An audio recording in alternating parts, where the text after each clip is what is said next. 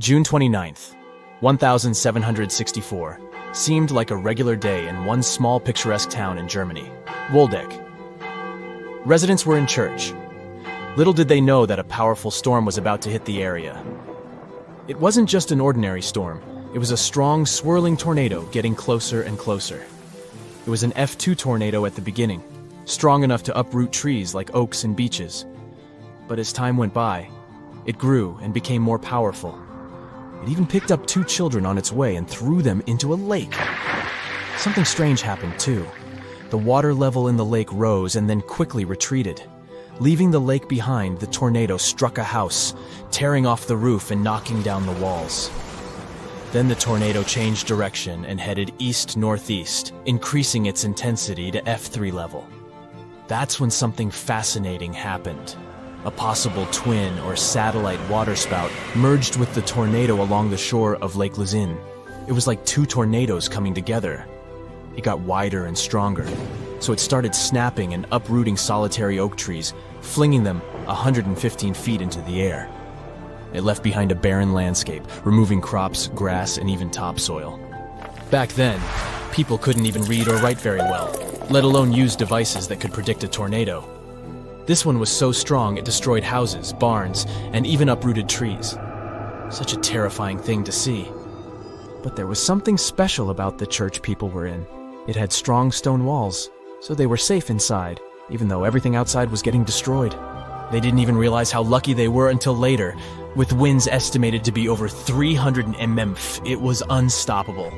The tornado traveled a distance of 19 miles and stretched to a maximum width of 0.6 miles. A raging storm threw tree branches so high, people believed they ended up in the atmosphere.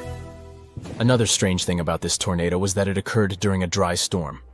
There was very little rain reported, but the storm still managed to make such a mess.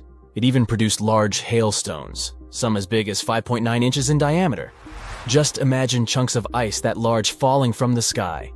These hailstones caused significant damage to crops and properties, and everything else that was outside at that time.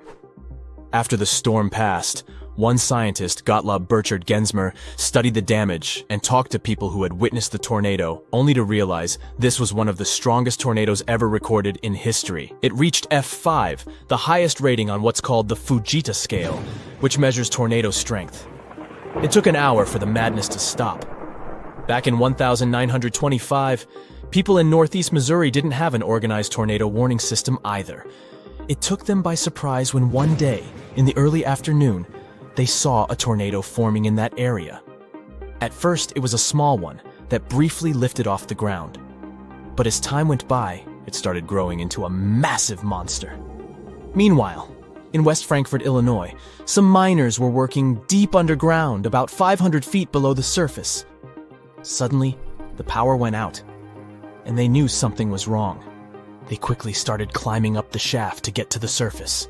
When they finally made it, they were in for a terrible shock because of the devastating consequences of this giant tornado. The tornado didn't even stop there. It kept on making a mess as it traveled a long distance. It plowed through the land for a whopping 219 miles, all the way from near Redford, Missouri to the east of Princeton, Indiana. It moved at a crazy speed of 73 miles an hour. In one town, Murfreesboro, Illinois, the tornado wiped out a staggering 100 blocks of the town, plus another 70 blocks ended up destroyed by fire. In another town, Griffin, Indiana, not a single building was left standing. The tornado got weaker only at 4:30 in the afternoon. This tornado, known as the Tri-State Tornado, really made history as the worst and longest-lasting tornado ever recorded in the United States. In April 1965, people in the region of the Great Lakes started complaining about this weird heat. The forecast showed no storms for that area. It was because of thunderstorms sweeping across the upper Midwest of the United States. These storms were insane and so powerful they created 51 tornadoes in just 12 hours. The states of Indiana, Ohio, and Michigan ended up being hit particularly hard. Something unfortunate happened during this time. All this caught the forecast team, the National Severe Storms Forecast Center in Kansas City, Missouri, off guard.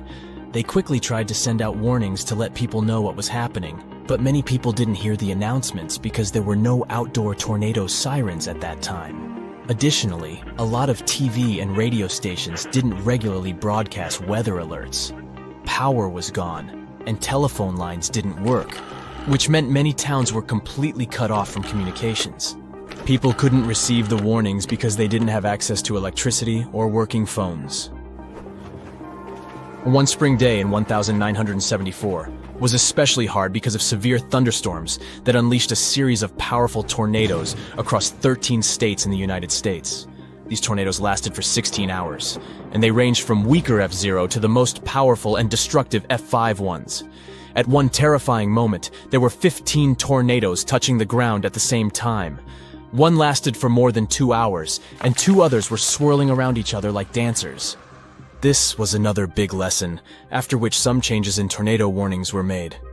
In those days, weather forecasters could only warn people about a tornado if they had seen one with their own eyes, which was mostly too late. April 26, 1989, at around 6:30 in the afternoon, the sky above one district, Maniganj in Bangladesh, turned dark and ominous. The tornado began its journey from one point, Daulatpur, and moved swiftly eastward, Saturia, Maniganj Sadar. People living in that region had already been facing a severe drought, and little did they know there were even worse scenarios coming. The storm was fierce, stretching about 10 miles long and 1 mile wide. It covered a relatively small area, but it still caused enormous damage. It tore through the land and blew away buildings, thousands of trees, strong and rooted for years, and everything else in its path. The countryside of Marsala in western Sicily is really beautiful. But it wasn't so stunning on December 8th, 1851. 2 fierce tornadoes suddenly swept across the land, leaving nothing but chaos. As they moved, they brought along heavy rain and hailstorms, causing even more damage to the already vulnerable farmlands. One town, Castellammare, had an amazing harbor with plenty of ships, and it suffered great damage. The news of this devastating event reached far and wide, even making its way to the Illustrated London News. The outbreak in Oklahoma from 24 years ago, May 3rd, 1999, was tough too. Just one stormy day caused enormous damage from Texas all the way up to South Dakota. At least 45 tornadoes touched down, and Oklahoma was hit the hardest with an F5 tornado. The story seemed familiar. What first seemed like a small twister quickly grew into a massive force that, at one point, measured 1 mile in width. This one ripped asphalt from roads, peeling it away in layers like fragile paper. It tore the vegetation away and even wrapped roofing materials around power lines. NASA scientists studied the area using satellites.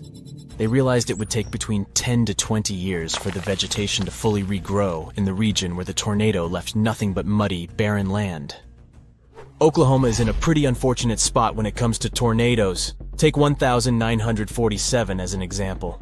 The Woodward tornado got named after the city it had struck. This monstrous tornado was massive. It reached 1.8 miles in width, and it raced forward at an incredible speed of around 50 mph. Before reaching Woodward, the tornado had already caused a lot of mess in other towns along its path. But it was in Woodward where it unleashed its worst fury. Without any warning, it struck the city at 8:42 in the evening, catching the residents by surprise. Communication with the outside world was cut off, leaving families uncertain about the fate of their loved ones. As if one tornado isn't enough, some areas get struck by a series of them. In 1908, an outbreak of tornadoes swept across the eastern part of the United States, from Texas to Georgia and then northward from Oklahoma to Tennessee. At least 34 tornadoes touched down. Nature showed no mercy. Buildings were torn apart, and once thriving streets were reduced to rubble.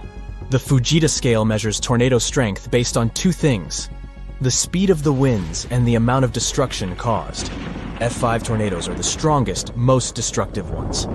I mean, some people talk about F6 tornado with winds that could blow at over 300 miles per hour. If this one was passing by, you'd definitely know how Dorothy felt. Luckily, F6 exists only in stories, and Oz is the last place you are likely to end up at.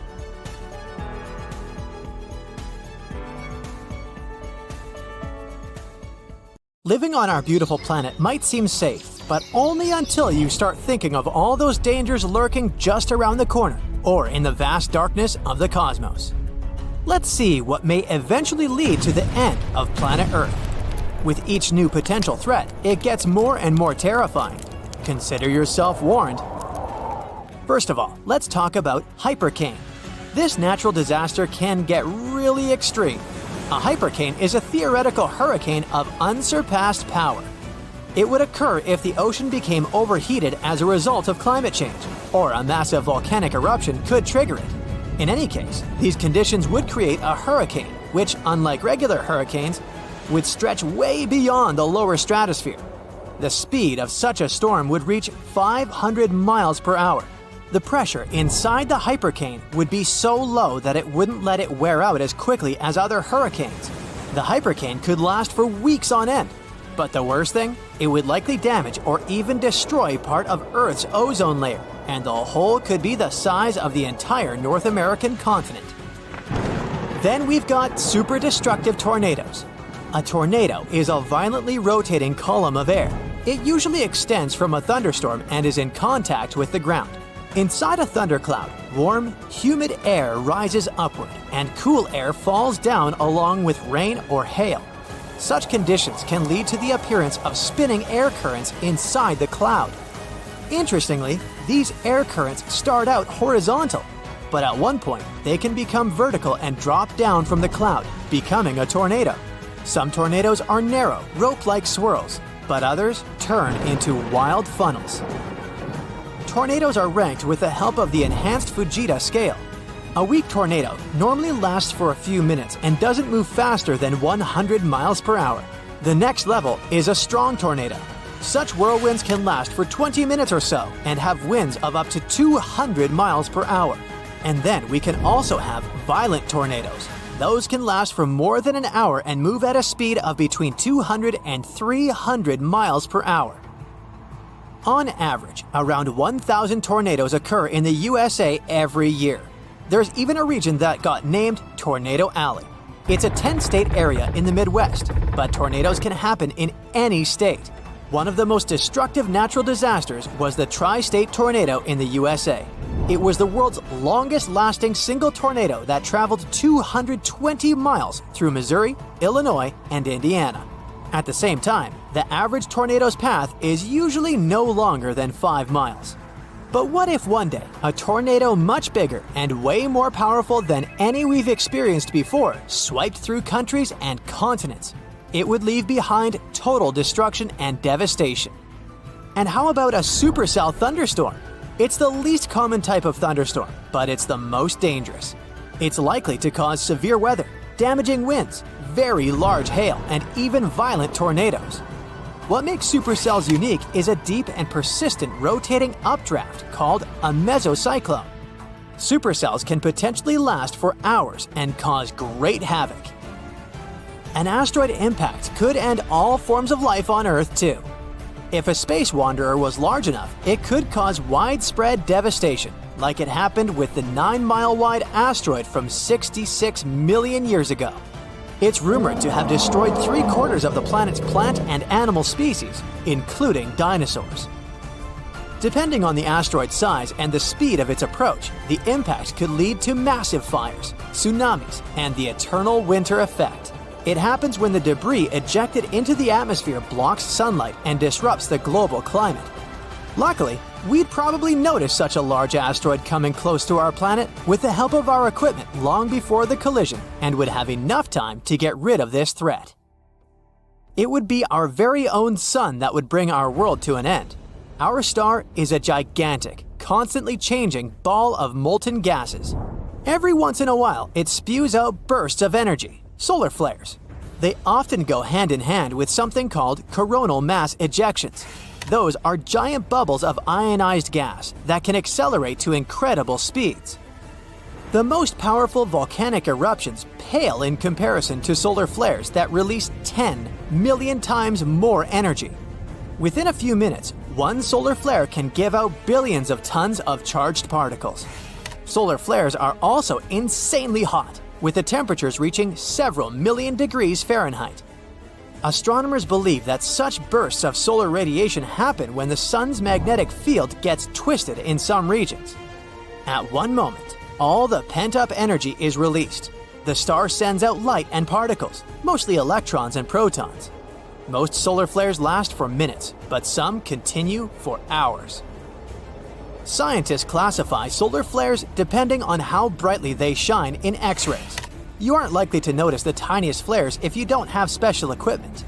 Medium solar flares lead to fleeting radio blackouts at the poles, but nothing too serious. It's X-class flares people should worry about. They cause the strongest and longest-lasting solar storms.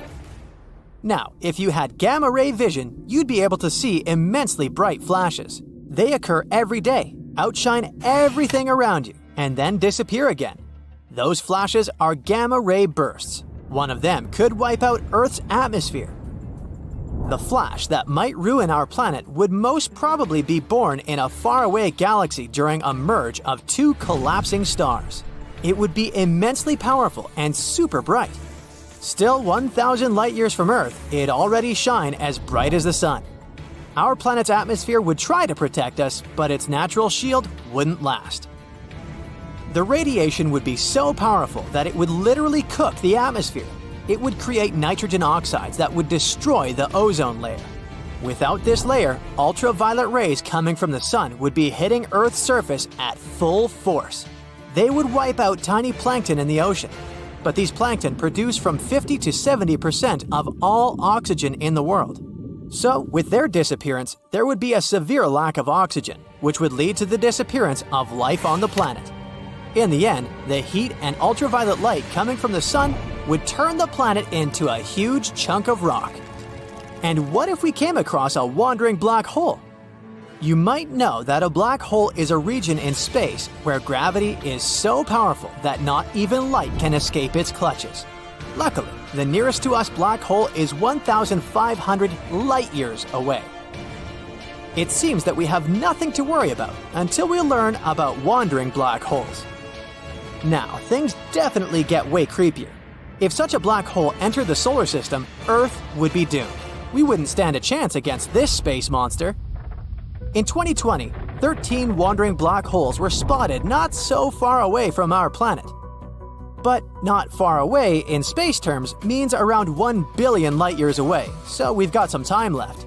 Plus, the possibility of such a disaster is very, very low. One day, a rogue planet might push Earth out of the habitable zone and into an extreme orbit farther from the sun. Then, the climate all over the planet would start getting colder and colder. Don't forget that the farther our planet is from the sun, the weaker the star's gravitational pull on our planet is. In the end, our beautiful Earth would get too far away from its main source of light and heat. It would turn into a lifeless piece of rock covered with a thick layer of ice. Or the sun might expand and turn into a red giant. If it happened, it would change the entire habitable zone of our solar system. The disaster would start with our star running out of hydrogen in its core. This would trigger a chain of reactions, which would eventually lead to the core of the sun heating up and getting denser.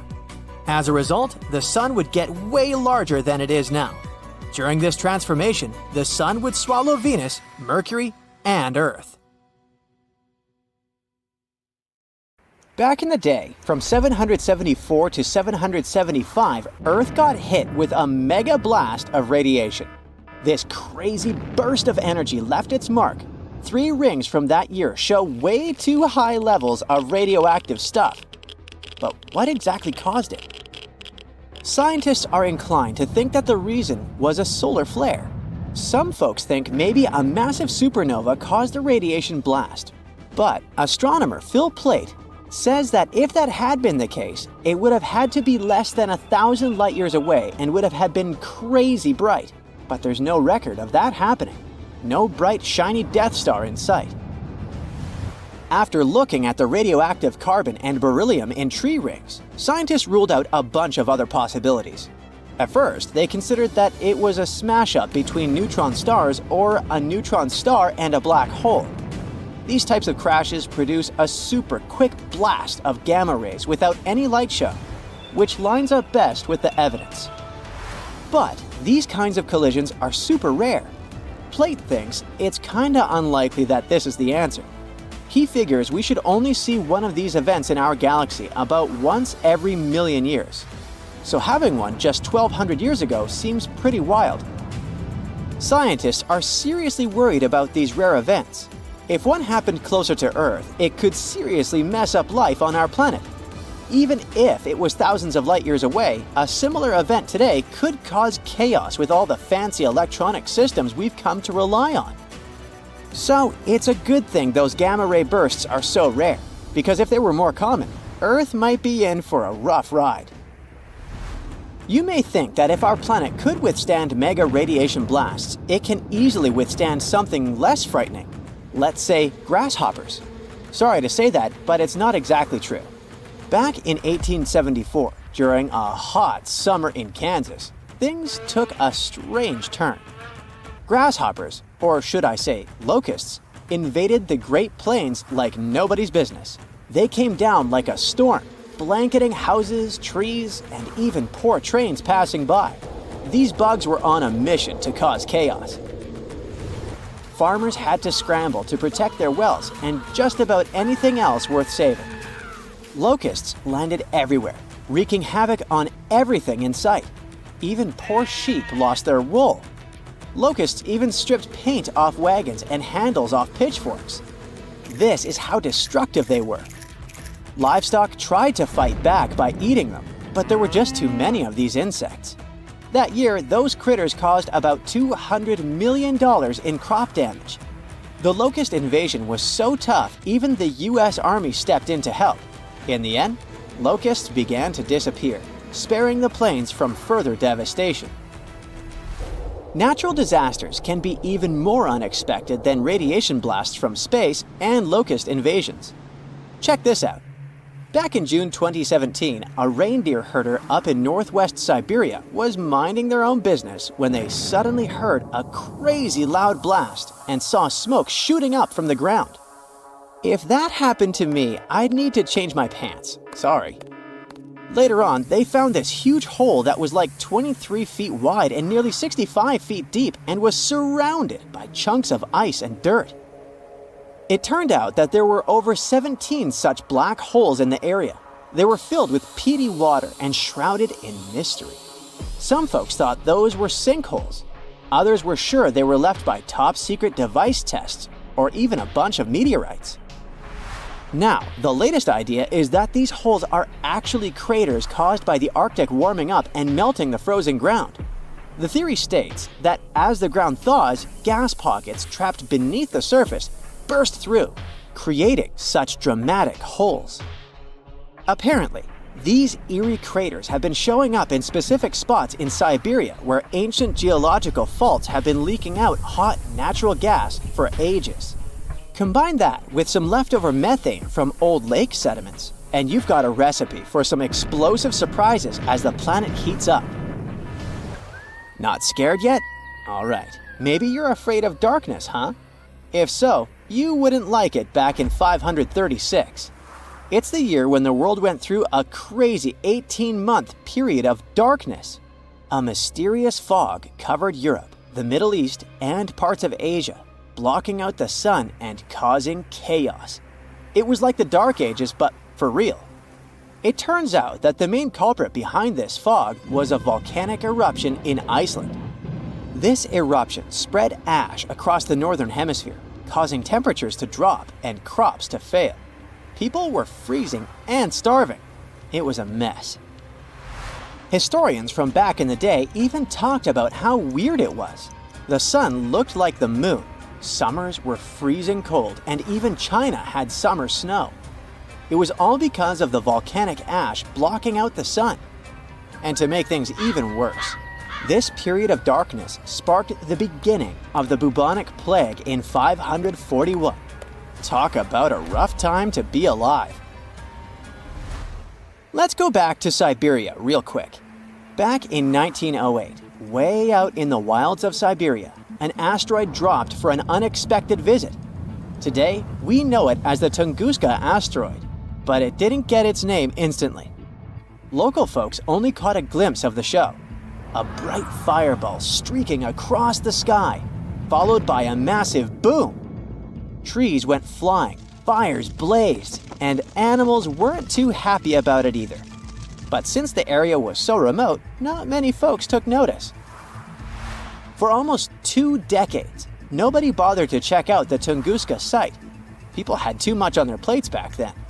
But then, scientists finally made it out there and found evidence of the asteroid's shenanigans.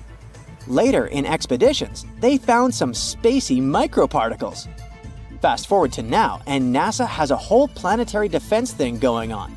They even sent a mission to test out asteroid deflecting tech. Because who knows when the next cosmic rock will come knocking on our door, right? In the middle of the 19th century, there was one more epic solar storm called the Carrington event. It may not sound like a big deal to you, but it had pretty rough consequences. The next day after the storm, Earth was hit with this insane geomagnetic storm that threw telegraphs off the rails and brought auroras to the tropics. And it's the place where they normally never show up. Turns out, all this space weather madness started with weird stuff happening on the sun's surface, like sunspots.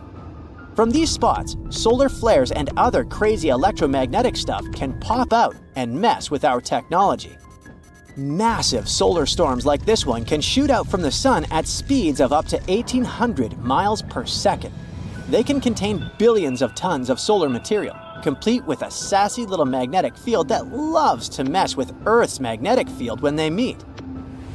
Now, listen closely. We're getting close to the next solar maximum in 2025, so it's a good time to check out the history of the worst solar storms, like the Carrington event, and take notice. Imagine if a similar storm hit today. An internet apocalypse, anyone? Businesses would be sent offline and we'd be facing some serious damages. Luckily, these mega solar storms don't happen very often. But hey, space weather is tricky to predict, so who knows when the next one will hit? Our planet's biggest and meanest supervolcanoes are waking up. When they erupt, you'll surely notice it, even if you live thousands of miles away from the epicenter. Scientists are worried we might not have enough time to prepare and deal with the consequences of a supereruption. There's some volcanic activity close to the Italian city of Naples. And no, it has nothing to do with the famous Mount Vesuvius, but with another volcano. This one is harder to see as it doesn't have a tall peak like Vesuvius. But don't let this bad guy trick you. It could be way more dangerous than its giant neighbor. It does have a huge crater that's about 8 miles wide. This volcano is called Campiflagre, and it's actually one of the largest volcanoes in Europe, sitting under the town of Pasquale. So, Campiflagre erupted 39,000 years ago with a bang so massive it spread ash across the whole Mediterranean region. It also caused the temperature to drop by over 16 degrees Fahrenheit across Eastern Europe. It was the biggest volcanic eruption in Europe in 200,000 years. Since then, Campiflagre has had smaller eruptions, and the last one happened in 1538. Now the area is full of small craters, hot springs, and bubbling pools, and they're all proof that this volcano is still very much alive and brewing something. Since the early 2000s, the ground in the giant crater and the town nearby have been slowly rising by about 1 to 1.5 inches every year. There were at least 150 earthquakes that shook this supervolcano lately. In May 2024, there was a 4.4 magnitude in the area, the biggest in the last 40 years. Residents had to leave their homes and camp outside, fearing there would be more earthquakes. No one knows how Campiflagre is going to behave in the following months or years, but the authorities are organizing evacuation exercises to prepare the population just in case. The Italian volcano looks like an innocent kitten compared to the real giants like Yellowstone. For a volcano to deserve the title of a super one, it must be able to produce catastrophic-scale eruptions and eject huge amounts of magma, ash, and volcanic gases. The Yellowstone giant meets these criteria. Even though it moves from time to time, the Yellowstone supervolcano hasn't erupted for 640,000 years. But when it does wake up, it might erupt with incredible power, about the same amount as 10 huge nuclear power stations can produce. Under the ground, beneath Yellowstone, There's a superhot area full of molten rock called magma. As more magma moves into a big space called a magma chamber, the ground above starts to swell or rise. When the magma cools down, the ground falls. Between 2004 and 2009, the ground at Yellowstone rose by almost 10 inches, but then it started to slowly go back down in 2010. Scientists aren't sure if it's going to erupt anytime soon. There's also another big volcano called Long Valley in California that has been active since 1980, and it can be a really big threat. Scientists studying this supervolcano found out that before its biggest eruption, 760,000 years ago, the buildup may have taken less than a year. Now, that's bad news, because a supervolcano eruption can have a huge effect on the world, like the eruption of the Toba volcano in Sumatra around 74,000 years ago. It became the biggest volcanic eruption the Earth had seen in 28 million years. It covered parts of Indonesia, India, and the Indian Ocean with a thick layer of volcanic debris, almost like a 6-inch blanket. The amount of rock it spewed out was like stacking nearly 3 million Empire State Buildings. The giant crater it left behind can still be seen from space. All the ash and gases shot up into the air and blocked some of the sunlight. It caused a volcanic winter that lasted about 6 to 10 years. Some scientists think this eruption might have even affected early humans. Around the time Toba erupted, the human population took a sharp dip, and there were far fewer people. Some say this is why all modern humans come from a small group of survivors. According to the Toba catastrophe theory, most early humans in Europe and Asia didn't survive the cold and harsh climate after the eruption, but a lucky group lived through all that in Africa. Not all scientists agree with this idea, and some archaeological and climate records show a different story. Another volcano that changed the world in a big way was Mount Tambora in 1815. The next year went down in history as the year without a summer. It was cold and rainy, and there was snow and frost even in the middle of summer, especially in Europe and North America. This happened because the volcano sent out a lot of sulfur dioxide into the sky, which spread all over the world and made the planet colder. When Tambora erupted, it caused huge tsunamis that smashed homes and took the lives of around 10,000 people. Afterward, about 80,000 more people passed away because of the consequences the eruption had caused in the world. The cold weather ruined crops, so food became really expensive. And because horses were the main way people traveled, the cost of oats that they ate went way up too.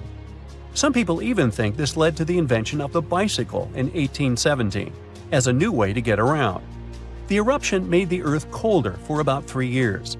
Now, even though the Tambora eruption was so powerful, Krakatoa, another volcano in Indonesia, stole the show when it erupted in 1883.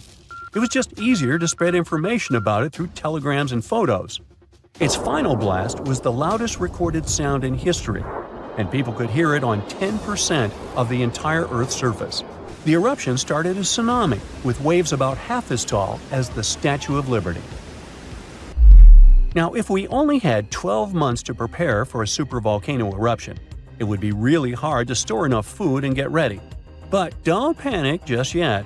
Supervolcano eruptions are very rare, and the last one happened 26,500 years ago in New Zealand. Scientists think that a super eruption happens once every 100,000 years on average. But the sad part here is that the Earth doesn't follow a perfect timeline. There could be clusters of super eruptions with shorter gaps between them and then longer quiet periods. Since there have already been 2 super eruptions in the last 100,000 years, there's always a chance one could happen again sooner than we expect. Plus, although there are places like Yellowstone and Long Valley where we expect volcanoes to erupt, there are less obvious possible hotspots. In Chile, there's a volcano called Laguna del Maule that has erupted in the past and left behind a huge crater.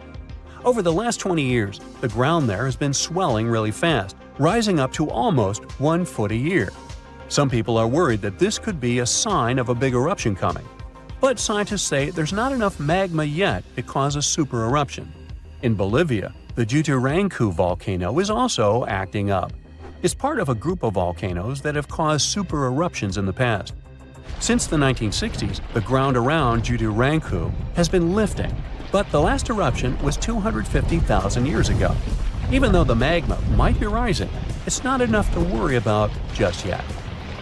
The chances of a supereruption happening during our lifetime are 1 in 1,400, which is pretty low, so you don't need to worry too much. But just like someone wins the lottery every week with very small chances, a supereruption could happen sometime in the future, and when it does, we'll need to be prepared. Our planet has known terrible floods, powerful tornadoes, destructive hurricanes. Those dangerous natural disasters are familiar to us. Just picture this. Winds howling through the atmosphere at about 500 miles per hour, and they can stick around for weeks. These insane winds have the potential to damage the ozone layer, making our Earth a hostile place for life.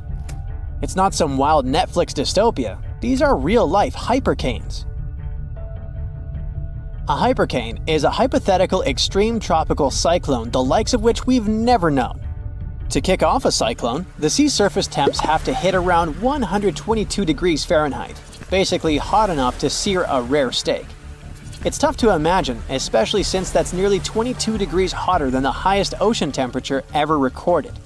Yep, the hottest ocean water ever was recorded in Kuwait in July 2020. What could cause such a serious increase in temperature? A powerful comet or asteroid impact, an eruption of a supervolcano, or a large underwater eruption.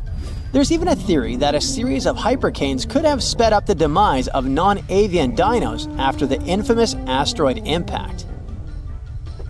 An important difference between a hypercane and any present-day hurricane is that a hypercane would rise as far as the upper stratosphere. That's up to 25 to 35 miles over the surface of our planet. Meanwhile, present-day hurricanes only go as high as the lower stratosphere, up to 6 miles above Earth. It would make a dramatic, catastrophic difference, but we'll talk more about it later. Hypercanes could gust to 600 miles per hour. For comparison, the most powerful recorded tropical cyclone in terms of maximum sustained winds was Hurricane Patricia. At its peak, it reached a speed of 215 miles per hour. This speed pales in comparison with that of a hypercane. Can you imagine how much destruction such a natural disaster could cause? Should they ever form, hypercanes will also have an enormous lifespan. They could rage for a couple of weeks, if not more. Extremely low pressure inside hypercanes would support massive storm systems the size of North America. At the same time, hypercanes could be as small as 15 miles across. Such relatively tiny formations would lose their strength in no time after wandering into colder waters. On the other hand, the waters after a hypercane could hypothetically remain hot for weeks, hot enough for more hypercanes to form. Since a hypercane would reach far up into the stratosphere, there would be a real chance it could damage Earth's ozone layer. And it would have devastating consequences for life on our planet. The ozone layer absorbs some of the harmful radiation from the sun, preventing it from reaching the planet's surface. Let's just hope to never see a hypercane in our lifetime. Another potential disaster that could seriously harm Earth could be the activity of our very own sun. I mean a massive solar flare. Few natural disasters can wreak as much global havoc. A solar flare wouldn't destroy buildings like a tsunami or earthquake. It wouldn't end lives in the same way an asteroid or a supervolcano would. But if the worst comes to the worst, it would destroy the entire electronic infrastructure of our planet. Recovering from the consequences of this catastrophe would cost trillions of dollars. An incredibly powerful solar flare could cause loads of infrastructures to fail, including communication, medicine, banking systems, and transportation. Earth would be left without electricity for a long time, and people wouldn't be able to reboot the already broken power grids. Water supply systems would be out of order. There would be no food in supermarkets. In 1859, people in different parts of the world woke up in the middle of the night because it was so light outside, they thought it was already morning. The skies were illuminated with colorful auroras. They showed up even in the regions where no one had seen them before, like the Bahamas, Hawaii, or Jamaica. Telegraphs got electrically charged. even though they were disconnected. Fires started in many regions. In other words, the consequences were already catastrophic, even when technology barely existed. Imagine the avalanche of problems a solar flare could trigger today. Then there are gamma-ray bursts. You can't come across this kind of radiation in your everyday life. A gamma-ray burst occurs when two neutron stars collide when a massive star collapses. Gamma rays could turn into a serious danger to our home planet. If a gamma-ray burst happened close to Earth, it would likely rip our ozone layer away. And you already know how crucial this layer is. Plus, gamma rays could create ground ozone. This kind of ozone could seep into the ocean since it's water-soluble, and that would lead to a mass extinction of marine life and plants. According to some theories, if a gamma-ray burst occurred within around 200 light-years away from Earth and its jets were pointed directly at us, our planet would be vaporized.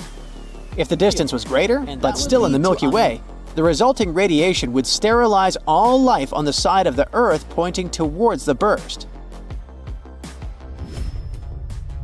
Another catastrophe that could potentially destroy our planet might be a super eruption, an eruption of a supervolcano.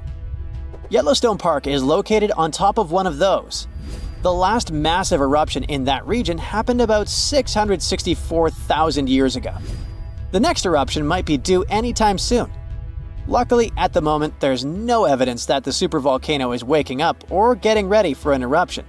But if it did happen, a massive column of lava and ash would shoot up into the air to a height of several miles. The volcano would keep pumping ash for days on end. But the most dangerous consequences of the eruption for all living creatures would be ash fallout. Buildings and trees would collapse under the weight of this dense substance. In just a couple of days, a 10-foot layer of ash would cover the territory of 50 miles around the center of the eruption. After the ash got into the stratosphere, the temperatures would start to drop all over the world. The eruption would most likely be rich in sulfur, an effective sunblocker. So soon it would get so cold that there would be no summer in the entire world for a few following years. It would be hard for animals to find food and clean water. Earth could also encounter a wandering black hole, a region in space where gravity is so powerful that not even light can escape its clutches. At the moment, the nearest to us black hole is around 1,500 light-years away. Seems like there's nothing to worry about. Well, until you find out about wandering black holes. Now things definitely get creepier. If such a black hole entered the solar system, Earth would be doomed. Recently, for the first time ever, astronomers have found a solitary wandering black hole in our home galaxy. This space traveler is 7.1 times as massive as the Sun and is now 5,200 light-years away. Scientists discovered wandering black holes before, but those were in other galaxies. This one is the first to pop up in the Milky Way. Giant sinkholes could also swallow entire communities. For example, when one of such sinkholes opened up in the city of New York in the summer of 2022, it pulled a parked van into the earth. And it wasn't the only sinkhole in that area. Local inhabitants reported around 4,000 sinkholes all over the city between July 2021 and June 2022. This kind of problem is also very common in Florida, and it's much more serious than it may sound. Sinkholes open all of a sudden, pulling down everything and everyone that happens to be nearby. Sinkholes appear all over the world. They're totally unpredictable and form without warning. Luckily, experts know what causes them. In some regions, there are vast areas of groundwater.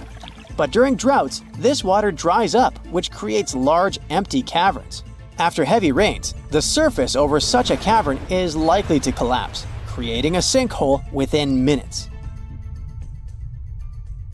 Rocks rolling down the slopes of a rumbling volcano, pushing other bigger rocks on their way, and eventually tumbling down into the ocean in a humongous cascade, causing a wave the height of which the world's never seen before. This is what might happen if the Helena slump of the Hawaiian Big Island falls off into the water. The Kilauea volcano is far from dormant. The latest eruption occurred in 2018. Its eruptions are usually accompanied by earthquakes of different magnitudes, and with each quake, the magma rocks on the slopes of the volcano shift down. These rock formations are called slumps, and the Helena slump is the most notorious of them all. In 1868, the shift of this slump caused a tidal wave rising as tall as 60 feet. But what's most troubling is that some 110,000 years ago, a landslide here led to one of the most powerful earthquakes ever, which in turn led to a mega tsunami of over 1,000 feet in height. Scientists are worried that such an event may repeat in the future. If that happens, the wave might engulf the whole of Hawaii and easily reach both North and South American coasts. Geologists are quick to reassure, though, that a landslide like this is unlikely to occur anytime soon. It's just too early for that. But when it finally does, the consequences will be catastrophic. Have a nice day! Yellowstone National Park in the western USA is world famous for its dazzling views, and especially the colorful Grand Prismatic Spring at its very heart. But we should all stay aware that Yellowstone is, first and foremost, an enormous caldera, basically a slumbering supervolcano. The difference between a regular volcano, like Kilauea from earlier, and a supervolcano is that the latter is thousands of times more powerful. Imagine an eruption spewing tons of huge rock and rivers of hot lava, pumping out clouds of ash that make countries stop air travel for weeks. And now multiply all of this by 1,000. This is what a Yellowstone eruption would look like. At first, a huge area in the middle of the national park would shake, crumble, and then blast upwards in a megaton explosion. Lava flows and magma rocks would cover the area of about 40 square miles, roughly half of Washington, D.C. But the greatest danger is the volcanic ash. The ashen plume would rise miles above and get carried by the wind in every direction. Since the eruption would be far from ordinary, the spread and damage would also be much greater than usual. The ash is thick and heavy, so it would cover a vast area in a blanket, destroying crops and even buildings. Worse still, it would spread in the air and block out the sun, leading to a drastic drop in temperature and an artificial winter. Even regular volcanoes can lower temperatures worldwide by a few degrees. A supervolcano may potentially cause a new ice age. Luckily, the chances of Yellowstone supervolcano erupting in the near future, or at all, are extremely low. There have been only 3 of those in the history of Earth, and there's no evidence such a disaster should repeat. Scientists estimate the probability at 0.00014%, which is lower than the chances of an asteroid wiping us all out. Speaking of which, if dinosaurs could talk, and were at least still alive for that matter, they'd tell you that asteroid threat is as real as it gets. Scientists at NASA say they've tracked 90% of all near-Earth asteroids of significant size, and none of them are a matter of any concern. But there are still the other 10% in the great unknown. What's more, asteroids can change their line of flight because of the pull of other celestial bodies and eventually turn our way. Lucky us! Now, if an asteroid big enough, like a mile across, hits the Earth, it will first cause an explosion powerful enough to erase a dozen big cities in a matter of seconds. Then the impact will raise a cloud of dust and debris that will block out the sun, just like the ash cloud from a volcano, and cause a centuries-long winter on the whole planet. But even if it falls into the ocean, which is more likely, a resulting wave will rise several miles high, washing coastal cities off the face of the planet. But at least there won't be a new ice age.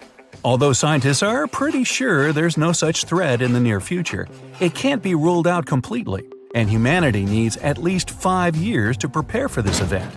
If a big near-Earth asteroid suddenly changes its course and turns right toward our planet, we won't stand a chance against it. Disaster movie, anyone?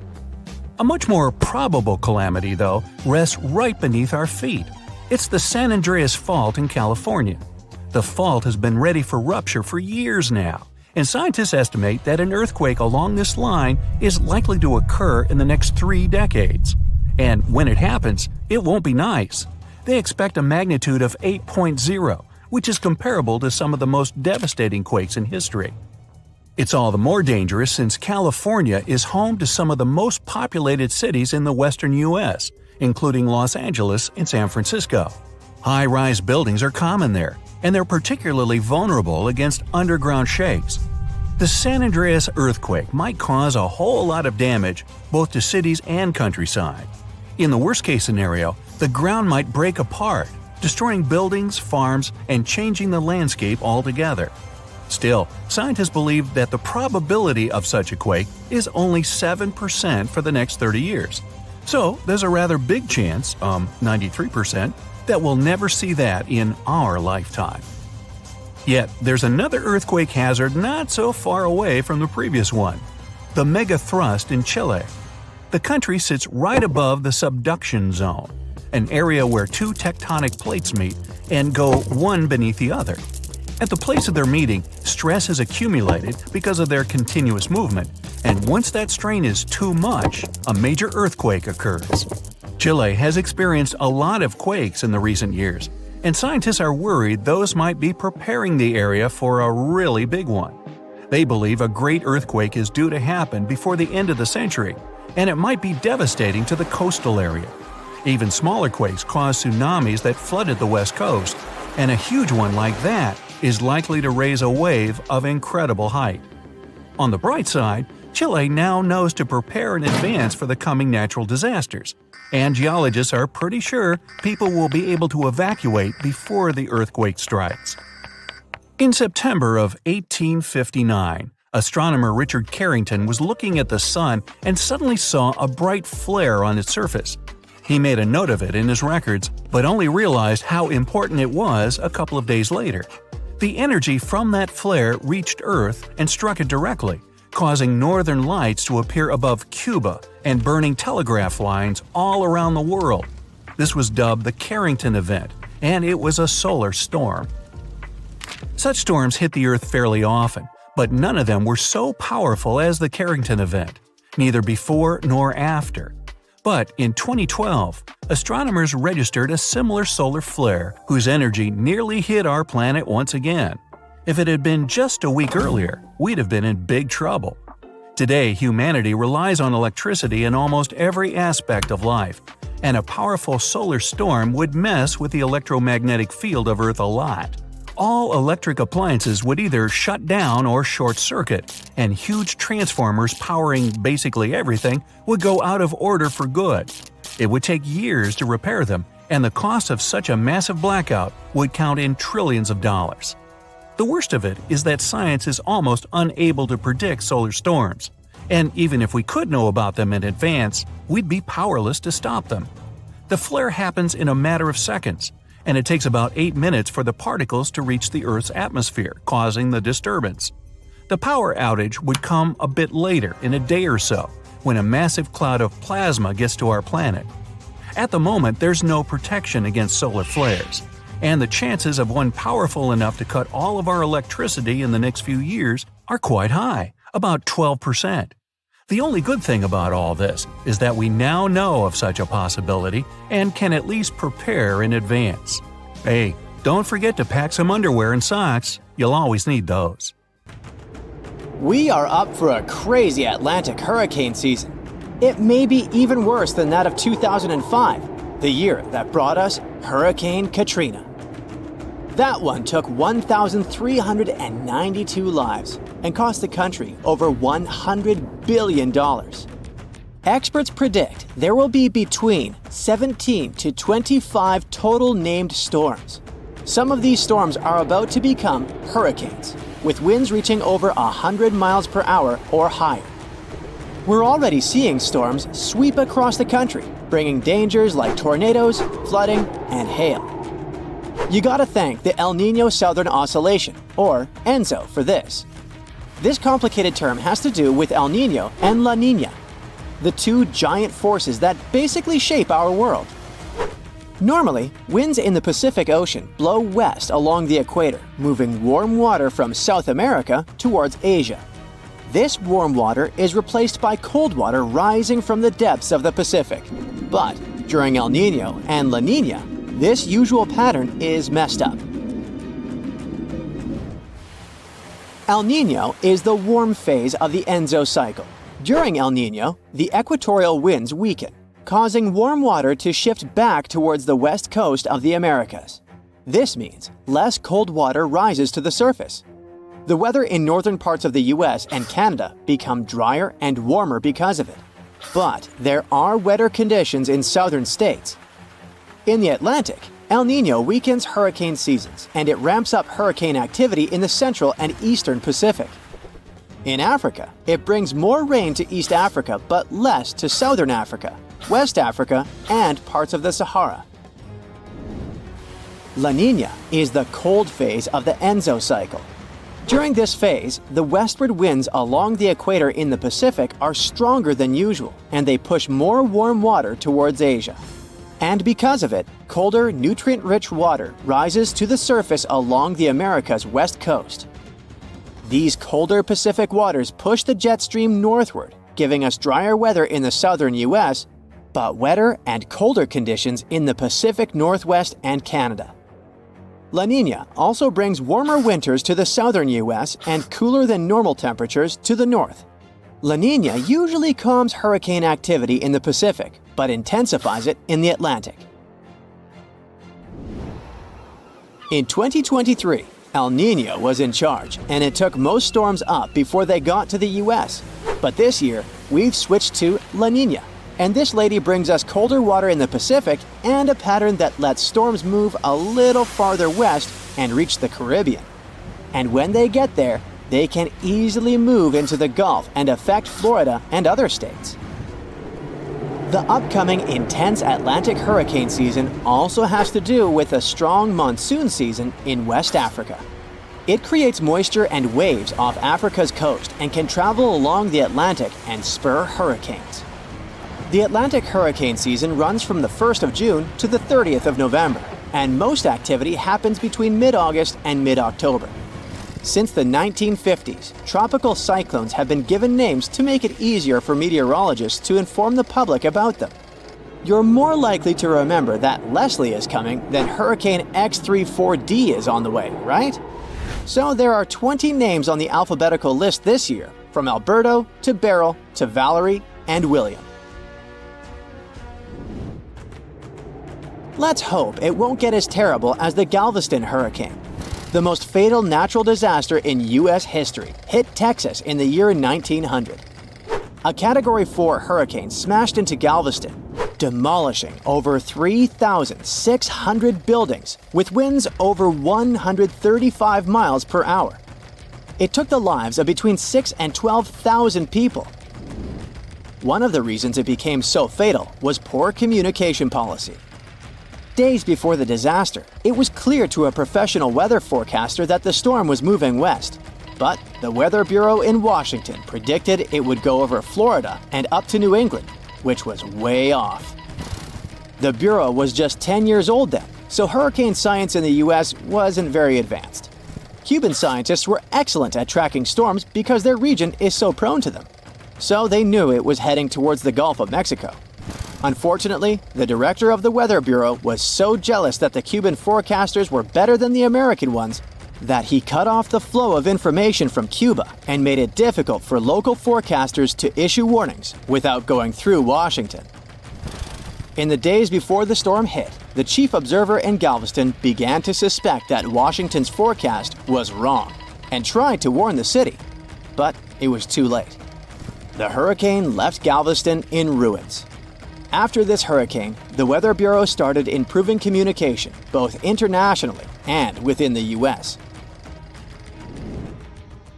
The officials in charge are doing everything possible to improve forecasts, support the people, and help the affected areas recover more easily after the hurricanes hit.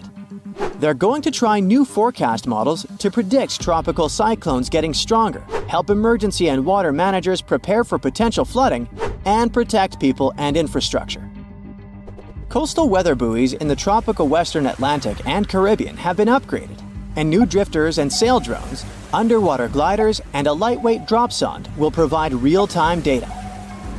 There are also some things you can do to ensure your safety before, during, and after a hurricane.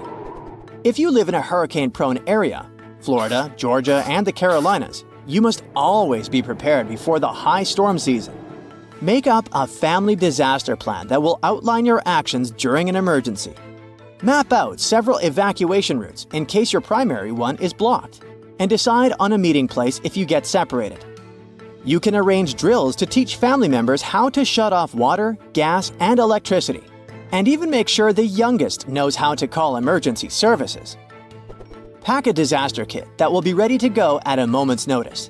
It should include essentials like food, water, a first aid kit, and flashlights to last at least 72 hours on your own.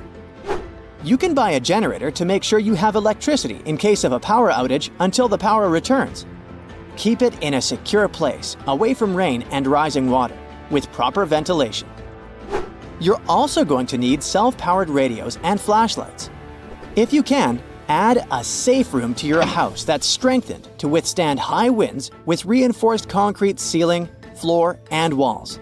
Make sure you have enough canned and non-perishable food and bottled water for at least 3 days. When the storm is about to hit, head north to get away from it, where it will be much weaker by the time it gets there. It's much safer to keep your family and pets together away from the storm than trying to ride it out at home. Try to go in one car if possible. Always follow local evacuation orders, especially if you're in a mobile home. Fill up your gas tank and give yourself plenty of time to get out. Never leave your pets behind. Debris, floodwaters, or flying objects can be dangerous for them. If you're staying put during a storm, you need a safe spot for you, your family, and your pets. This place shouldn't have any windows or skylights. If you're hiding at home, close all interior doors and secure the exterior ones. Quickly find an interior room with strong walls and no windows, like a bathroom or closet. If your home isn't safe, look for a community shelter. Get to your shelter at least 2 hours before the storm hits so it doesn't catch you outside. Bring a battery-powered radio with extra batteries for updates every 15 to 30 minutes. Never leave your shelter even if it seems calm, as conditions can get worse quickly, especially if you're in the eye of the storm. For extra protection, lie on the floor under something sturdy like a table. Don't use electric appliances, phones, or showers during the storm. Don't leave your shelter until you get the official all clear from the authorities. Be careful. There will be many hazards outside. Hey, ever heard of a fire rainbow? Yeah, me neither. How about a circumhorizontal arc? Didn't think so, but just so you know, they're one and the same thing. At first glance, it looks like a painting, or like a rainbow-colored splash in the sky. Despite the name, they have nothing in common with either fire or rain. This phenomenon happens on rare occasions when the sun shines through a particular type of ice cloud formation. The rainbow halos are just as unique. Again, a specific type of ice crystals in clouds needs to be present for the surface of the Earth to bend light from the sun into a perfect ring. The same thing can happen with moonlight.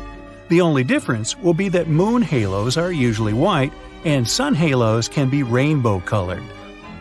When visiting regions with high altitudes, you may be one of the lucky people to stumble upon penitentes. They're basically naturally formed ice spikes.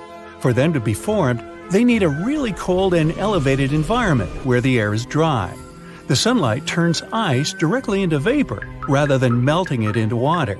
And that's why these blades of snow and ice start to pop up on the surface of the Earth. As cute as they may be, they can end up as tall as 15 feet. Now, what happens when small individual droplets of lava meet the wind? Pele's hair, basically. Let me explain. The word Pele comes from an ancient Hawaiian symbol for volcanoes. Whenever the wind picks up little drops of lava, it stretches them into hair-like strands, similar to the process of glass wire creation. These delicate strands can stretch as far as 6 feet. On rare occasions, it can rain without any clouds. But does it really? Let's look at the science behind this rare phenomenon. It's sometimes called a sun shower, just because it looks like the rain is falling straight from the sun. Let's be clear though, there is no way rain can ever come down directly from a star. Rain clouds are at a bit of a distance from that specific location, With sun rays being angled, the clouds become out of sight. Add a little wind to blow the rain in your direction, and ta-da! You get sun showers. Located in Bolivia is a place called Salar de Uyuni. It's the largest salt flat in the world. It's also the home of half of the world's lithium, which is a crucial component for making batteries. But what else is so special about this place? Well, whenever the rain season comes, it turns this piece of flat land into a perfectly reflective mirror lake. What comes to your mind when you hear about the Blood Falls? A horror movie? Well, they are merely a series of waterfalls located in one of the driest regions of Antarctica. They emerge from an underground lake filled with a special kind of bacteria. These little organisms use sulfates as fuel instead of sugars, which makes them very intriguing for scientists. The water contained in this lake is so full of iron that it basically just rusts when it meets the air. Hence, the reddish color of the waterfall, which also gives it its trademark name. Okay, we all know the song, but it's not really made up. There is actually such a thing called a desert rose.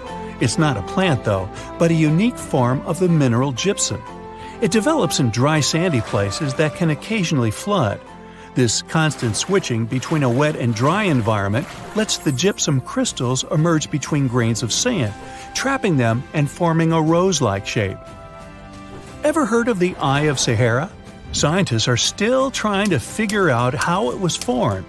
You can only see it if you fly above it, but it's basically a naturally formed dome that dates back to approximately 100 million years ago. And no, I wasn't around then. It has a rough diameter of 25 miles and consists of a bunch of concentric rings. The biggest one, or the central area, measures about 19 miles in diameter. Astronauts were some of the first people to notice it, and it's been studied ever since.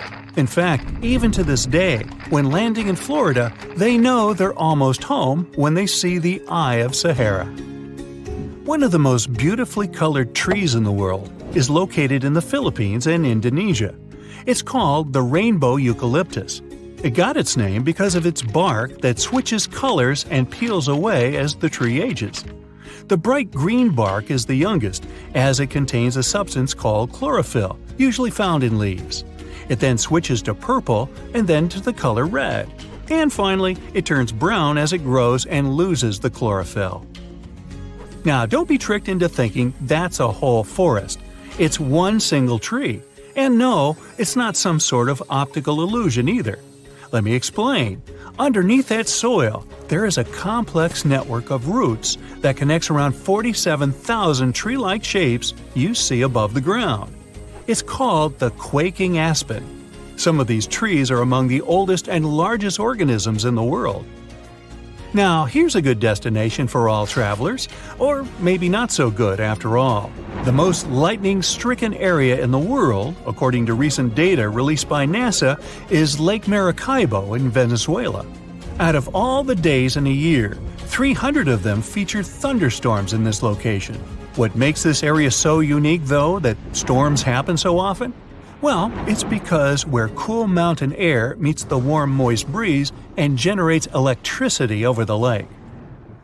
The Eternal Flame Falls are located in upstate New York, near the Canadian border. In this region, there is a tiny waterfall with a big secret, a spark about 8 inches tall. Turns out there's a natural gas seep that provides fuel to the flame behind the waterfall. The waterfall provides enough coverage so that it stays lit pretty much every time. Hikers do enjoy to relight it if they see that it's been blown out. This phenomenon is actually quite common, but this one gained more popularity because it is younger than most. And it looks very good in pictures, let's be honest. I've heard of yellow sand, white sand, and even black sand here or there. But I've never heard of green beaches until now. Papacolia, also known as Green Sand Beach, is located in Hawaii and is one of the few beaches in the world that features green sand. The unique coloring comes from olivine rock that was formed when a nearby volcano erupted. Actually, in Hawaii, all the volcanoes are nearby. Move over green sands because some of the other beaches around the world can even glow at night, and it's completely natural. The culprit? a little thing called photoplankton, or microalgae as they're sometimes called. They're basically little plants that contain chlorophyll and need sunlight in order to live and grow. Most photoplankton kinds are able to float in the upper part of the ocean, where the sunlight can still reach them beneath the water. When the photoplankton gets agitated by the movement of waves and currents, they emit light, which looks like some glow during the night. These special microorganisms are found on beaches in a lot of places around the world, such as the Maldives, Puerto Rico, and the Everglades. At the base of a mountain located just outside of Afton, Wyoming, is a little river called the Intermittent Spring. There are only 3 of this kind in the whole world, but what makes this little string of water so mysterious? Well, the fact that it starts and stops every few minutes. Scientists have yet to pinpoint precisely why this happens. They speculate that it's basically just a siphon effect that happens deep within the ground that causes the river to just start and stop so often. Should you ever be interested in checking it out, be sure to do so in the late summer, as that's when the intermittent spring is most active. Do you see the irony here? You can only see the spring in the summer? Okay, I'm done. You feel some rumbling from below. No, it's not your tummy. It's low and ominous. You look up and see strange lights hanging above the ground. They look like shimmering balls of light hovering high up in the sky. Your throat goes dry and you gulp. That's what they call the earthquake lights. This phenomenon is poorly understood, but witnesses say they've seen it in different shapes and sizes. It could be in the form of light balls, sheet lightning, streamers, and a steady glow in the sky. Soon after, a strong earthquake follows. Scientists can't explain why those lights appear, and they don't always do either. Some believe that's a reaction of underground gases released into the atmosphere. Sure enough, an earthquake begins. But lucky you, it's not as strong as you expected. The ground is shaking, but you even manage to keep your balance. It stops as abruptly as it began, and you walk home. On the way home, you see a flash and hear a whip crack. Lightning has struck a lone tree near where you just stood. It's caught on fire, and there's a column of flames rising to the sky. Still no rain, and the pillar becomes taller and taller. Have you heard of such a thing as a fire tornado? These phenomena occur when the wind is caught in a circle close to the ground because of the difference in air pressure. Such mini tornadoes are usually easy to notice. Small rubble, dust, sand, and leaves rise into the air and start flying in rapid circles. But then, if there's a source of fire nearby, the funnel can catch it and blow it stronger, like bellows. The flames go round and round, reaching ever higher and eventually creating a swirling, blazing tower. Luckily, fire tornadoes are short-lived and don't normally cause much damage.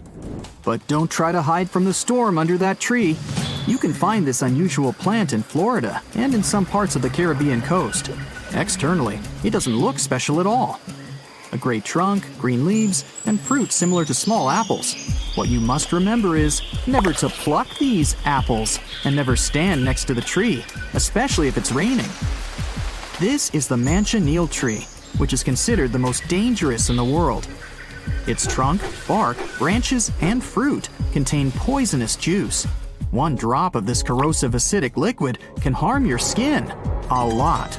The tree can secrete this juice, and if you accidentally touch it, you risk burning your hand. When it rains, water droplets fall on the tree and mix with the poison. Water can also bounce off the bark and get on your skin. That's why you shouldn't stand nearby either. There are almost no other shrubs or mushrooms growing around. Animals avoid these trees, and people don't chop them and don't pluck the fruit. You can't make a bonfire from their branches. Burning wood emits poisonous smoke that can damage your eyes. Locals know this tree well, but tourists and travelers might accidentally get harmed. That's why most manchineel trees are marked with paint or have a warning sign. In western Venezuela, locals living close to the Catatumbo River aren't afraid of lightning because they see it almost every single night. It starts at around 7 o'clock and doesn't stop until dawn. The everlasting Catatumbo lightning did once stop for a few months, from January to March 2010.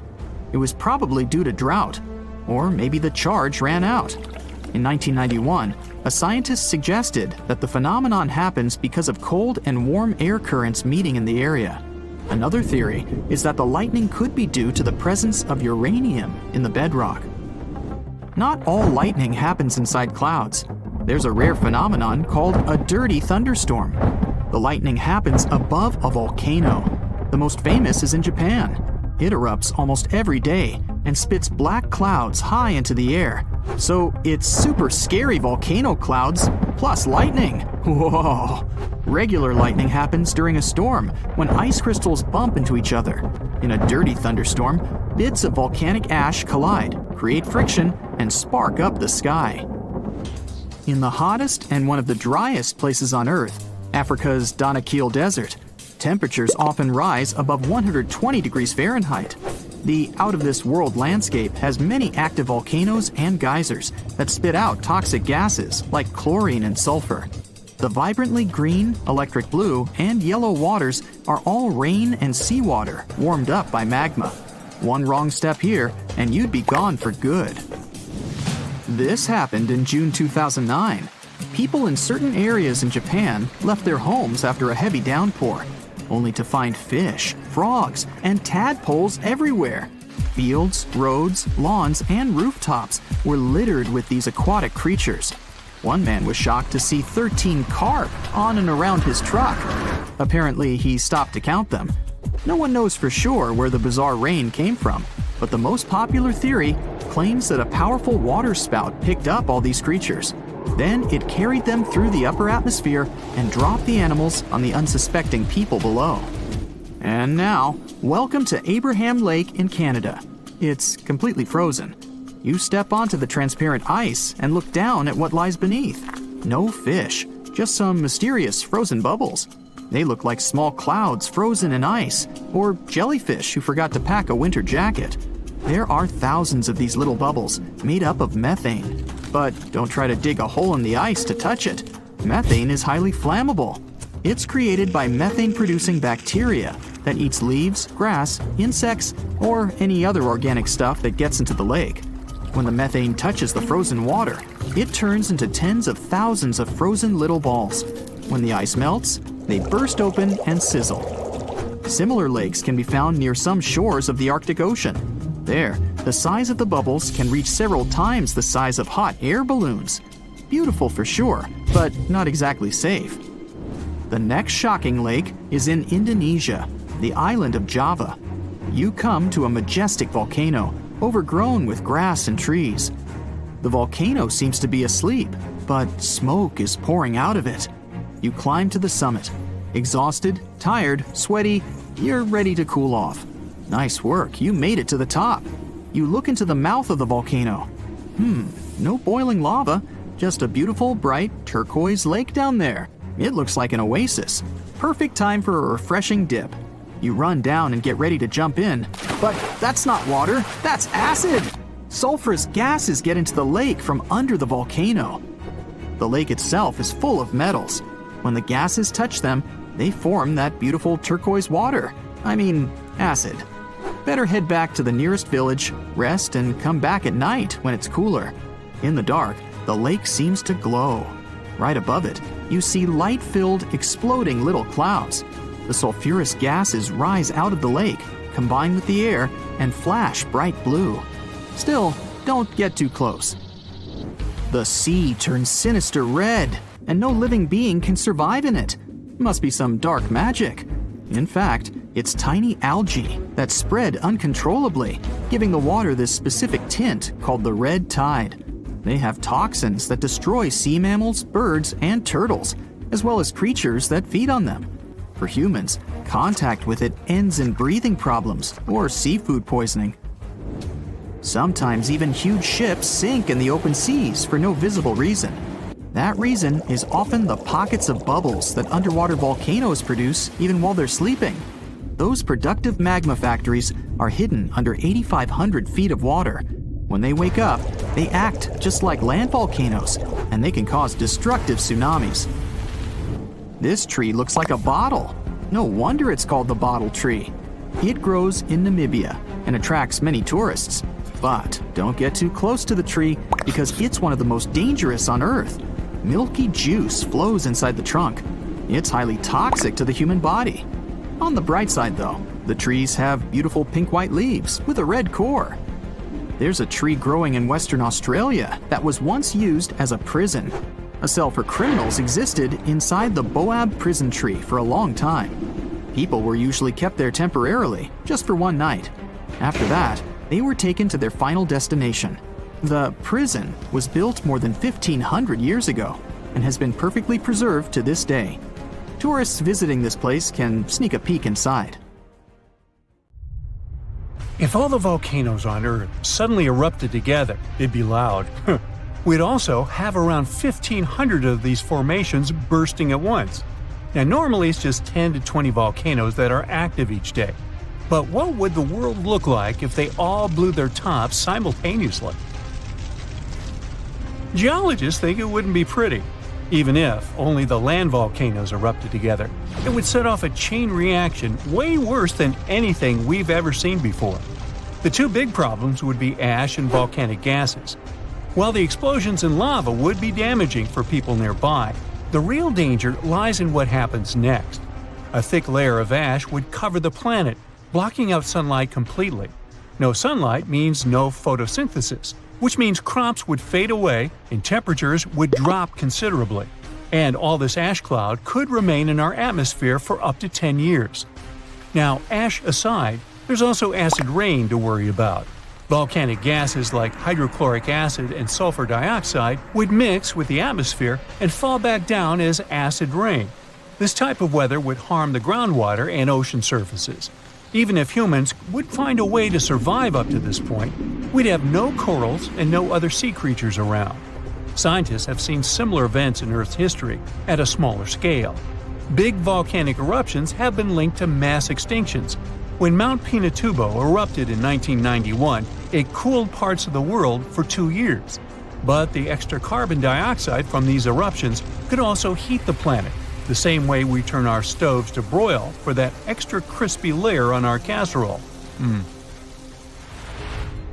Geologists also mentioned that there's evidence in our atmosphere that stuff like this may have happened in the distant past.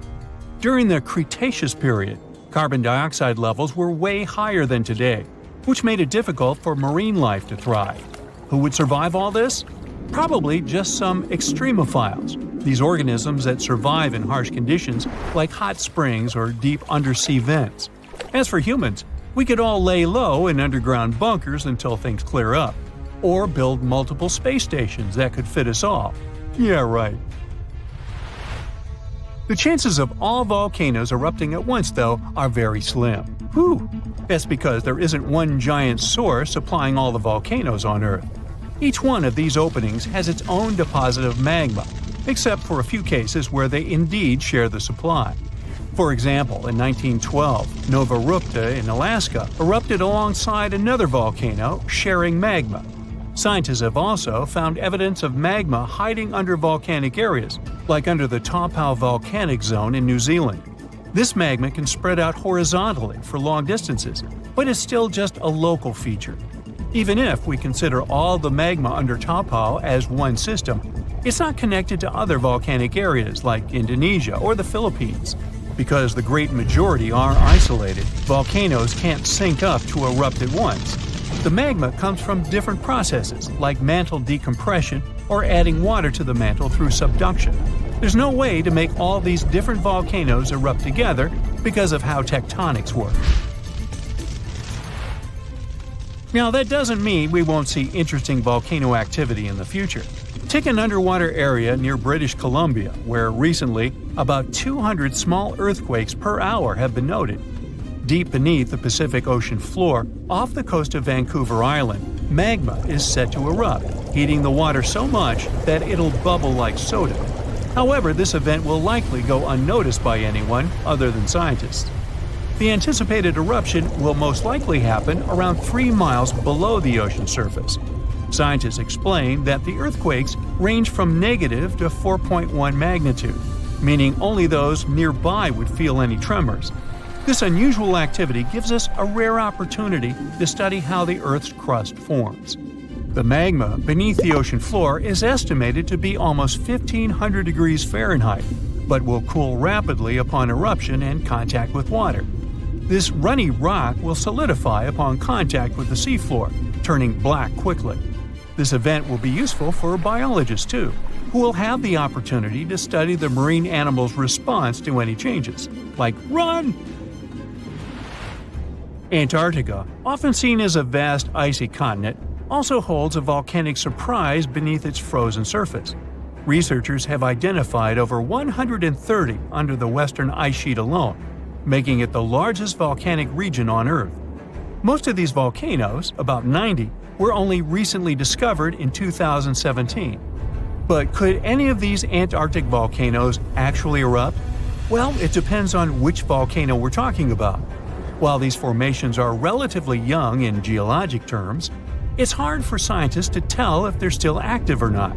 There are only 2 confirmed active volcanoes in Antarctica, Deception Island and Mount Erebus. The latter, standing tall as the highest peak on the continent, has been continuously erupting since at least 1972. It's known for emitting gas and steam, and sometimes even throwing out rocks in what are called strombolian eruptions. One of its most notable features is a persistent lava lake in its crater, a rare phenomenon due to specific conditions needed to keep the surface molten. For instance, it's fueled by a steady supply of magma from deep within the Earth's mantle. This continuous inflow of molten rock provides the material for the lava lake to exist. It also features low ambient temperatures.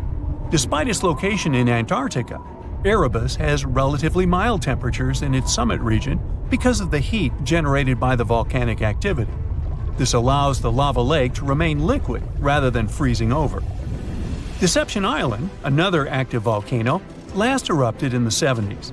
While it's currently not showing signs of imminent eruption, it's being monitored closely for any concerning activity. Apart from these 2 being confirmed to be active, Antarctica is dotted with fumaroles, openings in the Earth's crust that release gases and vapors. Sometimes these fumaroles can create icy towers reaching heights of 10 feet. What we should focus on is maybe supervolcanoes. They're this type that has the potential to produce the most massive and destructive eruptions. Unlike the typical one, which has a single vent, supervolcanoes have a vast magma chamber beneath the surface, spanning tens or even hundreds of miles in diameter. Their eruptions can have catastrophic effects on the surrounding area and even impact global climate patterns because of the amounts of ash and gases they spill out into the atmosphere. One famous supervolcano is the Yellowstone one, which some say is gearing up for another eruption. It has the capacity to unleash a colossal eruption, spewing over 240 cubic miles of material. As much as we'd like to predict its behavior, volcanoes don't stick to a calendar. On the contrary, eruptions simply happen when there's enough magma beneath the surface. There also needs to be enough pressure for the magma to travel upwards. As far as we can measure, these conditions are not currently met at Yellowstone. Sure, many volcanoes operate on a cyclical pattern, but that doesn't mean Yellowstone is overdue. In fact, Yellowstone has had just 3 major eruptions over the past 2.1 million years. Also, the term supervolcano refers to the formation's size, not necessarily how fussy it is. Yellowstone's monitoring is extensive, tracking seismicity, ground deformation, thermal emissions, gas, water chemistry, and surface changes. Signs of an eruption would include thousands of earthquakes over a short period. We'd also see deformation on the ground and weird gas emissions ahead of time. Stable, as it might look like for now, the consequences of it having a major eruption could look ugly. Ash dispersion could blanket a 500-mile radius, potentially disrupting Midwest agriculture and clogging waterways. Ash and gas emissions into the stratosphere could induce global climatic effects, making our planet colder for several years. And yes, we've seen some research that it shows there's more liquid molten rock under the Yellowstone volcano than scientists believe. But that doesn't translate to imminent danger. When we think of active volcanoes, one region comes to mind: the Ring of Fire in the Pacific Ocean. 3/4 of Earth's volcanoes sit within this belt. Compare the area to Australia, which doesn't have any volcanic activity. The old continent of Europe is also calm, or at least we like to think so. Can you guess what the most active volcano in Europe is? If you thought of Mount Etna on the island of Sicily in Italy, you were right. The volcano has erupted about 200 times and has been far from sleeping in recent decades. The last time this happened was in August 2023. The highest mountain in the Mediterranean is 500 million years old. But in Iceland, there is a much younger volcano. It sprang into action on the 10th of July 2023. In the afternoon, 3 fissures appeared in the ground on a peninsula in the southwest of the island. This was at a base of a small mountain peak. Its name means Little Ram in the local language. The volcano spewed molten lava high into the air. There were also gas plumes in the area. But the scientific community wasn't surprised by the event. They already knew about the volcanic area that stretches between the cities of Reykjavik and Keflavik.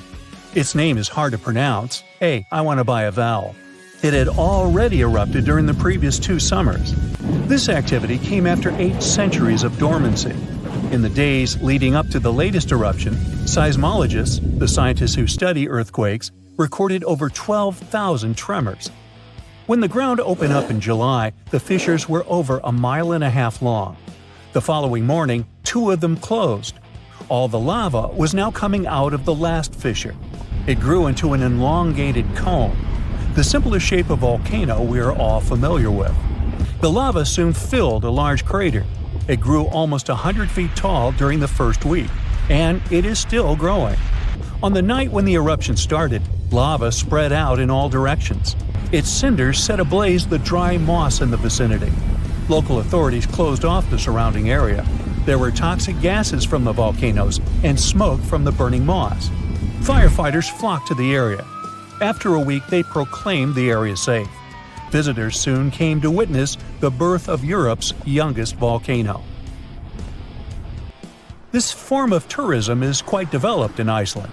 People come from all over the world to watch active volcanoes. The land of fire and ice is home to more than 130 volcanoes. Some 30 of them are active. Now, I know what you're thinking right now. Is volcano tourism safe? In Iceland, it is. The country's authorities research and constantly monitor all of the hotspots.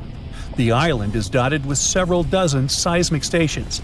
These help researchers accurately predict future eruptions, and emergency services are accustomed to these sorts of events. They can quickly cordon off danger zones. This is what happened in 2010. A volcano in the south of the island, the name of which everyone struggled to pronounce, erupted.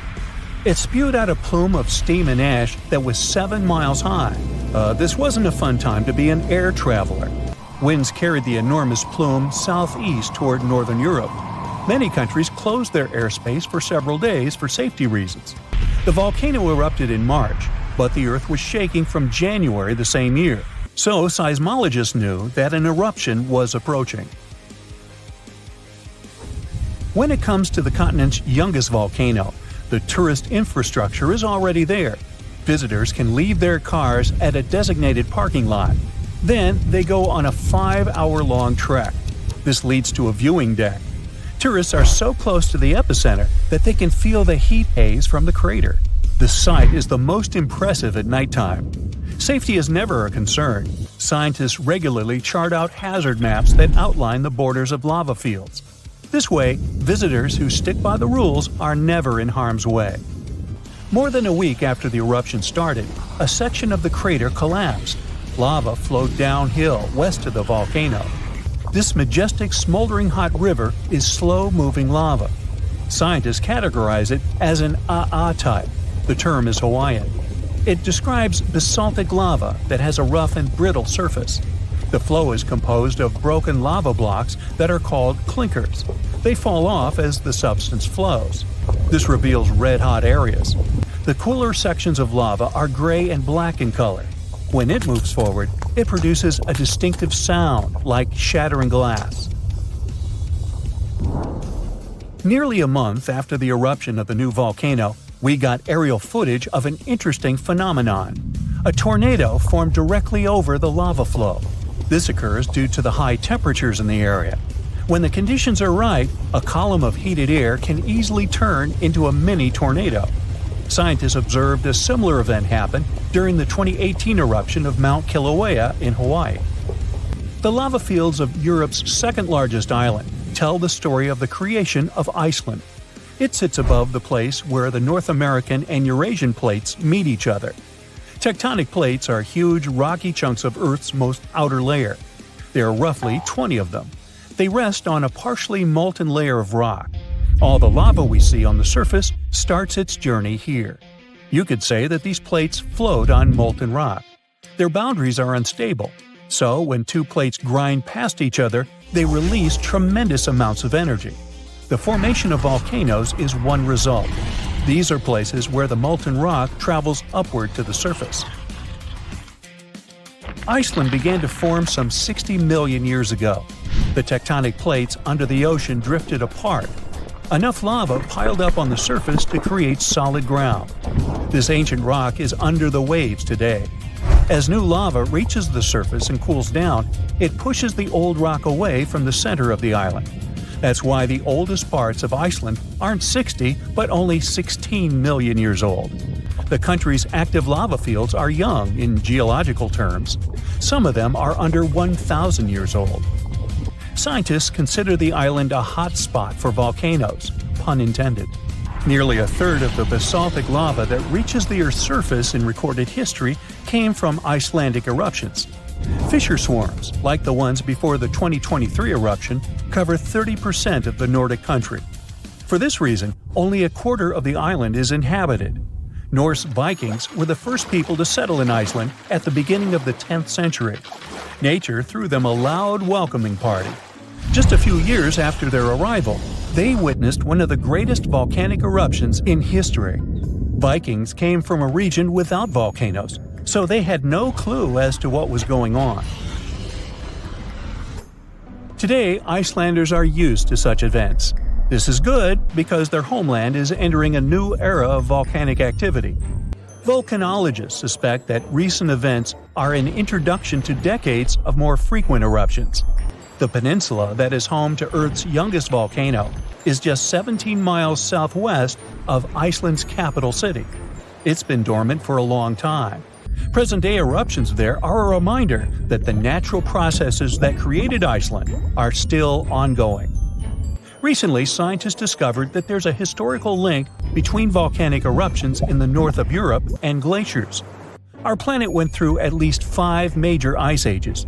These were exceptionally lengthy periods when the average temperature on Earth dropped. The result was the expansion of ice sheets across northern Europe and North America. The last ice age ended some 10,000 years ago. Researchers are still trying to fully understand how these glacial periods affected volcanic activity. They suspect that the sheer weight of all that ice disrupts the flow of magma underground. When glaciers retreat, the pressure is lifted. This makes it easier for lava to flow upward to the surface where it bursts.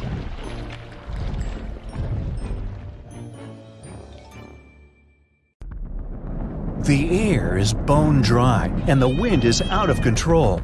You feel like you're standing in front of a fireplace, but you're not. You're standing in your backyard about to grill up a feast when you suddenly see the trees shaking uncontrollably. Leaves are falling like confetti. The wind just blew your last piece of laundry into the great unknown. You look around and everyone else is just as confused and scared as you are. In the distance, you see a red horizon of fire in the forest and a large vortex touching the sky. You drop everything and make a break for it. You'll be lucky to outrun a tornado. They usually move at around 30 miles per hour, but can reach up to 70. Imagine running away from a giant twister, hurtling towards you at Usain Bolt speed. The roads are crowded with people trying to find shelter or just get out of town. You get in your car and try to start it, but the wind knocks a sign over. It smashes your windshield. Anyway, a big tornado is powerful enough to swing your entire car around. You gotta go on foot. Best bet? Head for your buddy's house. They have a deep basement stocked with supplies. Whenever a tornado flies on by, try to take cover somewhere underground. If you don't have a basement, avoid any windows and try to stay underneath something sturdy to protect yourself. You're running to your friend's place. Everything around you is getting swept up by the insane winds. But when you turn around, you see the tornado turning reddish. You can barely see it because of the debris, but the spinning vortex, it's on fire. It's a fire tornado. These spinning flame winds can reach 140 miles per hour and can be between 15 to 150 feet tall and as much as 500 feet wide. These monsters occur when tons of smoke get whirled around, so the thunderstorm starts to act like a tornado. By the way, many fire tornadoes can even occur in a bonfire and are called fire whirls. Next time you're camping or setting up your living room fireplace, check it out. You might just spot one spinning around in there. Anyway, it's getting closer and closer, throwing ash all over. It's already pretty hard for you to see where you're going. You use your hands to wave off some of the smoke and ash flying around your face, but it's useless. You keep sprinting as fast as you can until you spot a huge truck. Just park right there in the middle of the road. You crawl underneath. It's one of those trucks that has like 20 wheels. They look so big and heavy up close. Then you hear a creaking sound and a humming sound. The wheels, they look magical. Gracefully, they start lifting off the ground, as if the truck's part of some Vegas magic act. As the tornado gets closer, the wheels rise higher. Better to be far away from here when the truck smashes back down to earth. You crawl out and keep running. You find a convenience store to take cover in, making sure not to stand too close to the glass. You head as far into the store as you can, ready to wait this thing out. But all around you, the land is burning. This fiery twister is a monster, and it's charging towards you. You look out in the distance and see another fire tornado wrecking another part of the city. In order for a tornado to form, it needs open space. That's why many of the tornadoes you see on the news happen in the same part of the U.S., where there aren't many mountains and it's nice and flat. But of course, they can happen anywhere. It's not normal to see tornadoes in the bustling downtowns of America's biggest cities. They need a lot of open space for the rotating vortex to happen. But today is not a normal day. A tornado forms in a supercell thunderstorm. That's when you have two different air temperatures going at it. The vortex you see in tornadoes forms when warm air and moisture come in from above. Below, it's a mess. The end result, the huge spiral funnel cloud we see in every tornado movie. Meteorologists can predict tornadoes somewhat by monitoring the amount of moisture in the air. Every second counts, so keep the TV on next time there's a storm brewing near you. But this doesn't really apply for a fire tornado. The winds are getting stronger and you're feeling the heat even inside the store. Outside, spiraling flamethrowers are torching everything in their path. It may be too late to find an underground shelter. You improvise a way to help protect yourself by hiding underneath the cash register. And now, you can't see anything. There's ash everywhere and the windows are all smashed. Thanks, tornado. Ash is one of the most dangerous parts of a fire tornado, unless you're not really into breathing or seeing. Your best bet would be to stay as low as you can to the ground. Since smoke rises, there might still be just enough oxygen down there. Crawling your way along will prevent you from getting struck by any flying objects or debris. The fires are now spreading, and there's a lot more smoke. The trees outside have caught fire, and there are glowing embers as far as the eye can see. These embers can travel more than a mile and can start fires on their own.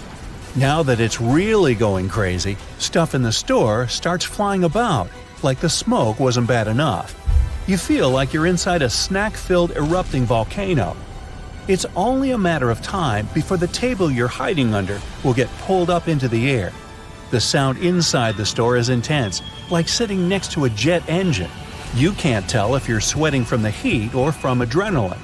But suddenly, you see someone at the other end of the store waving at you, trying to tell you something. They have an underground storage room. You're saved. But getting there is going to be a real problem.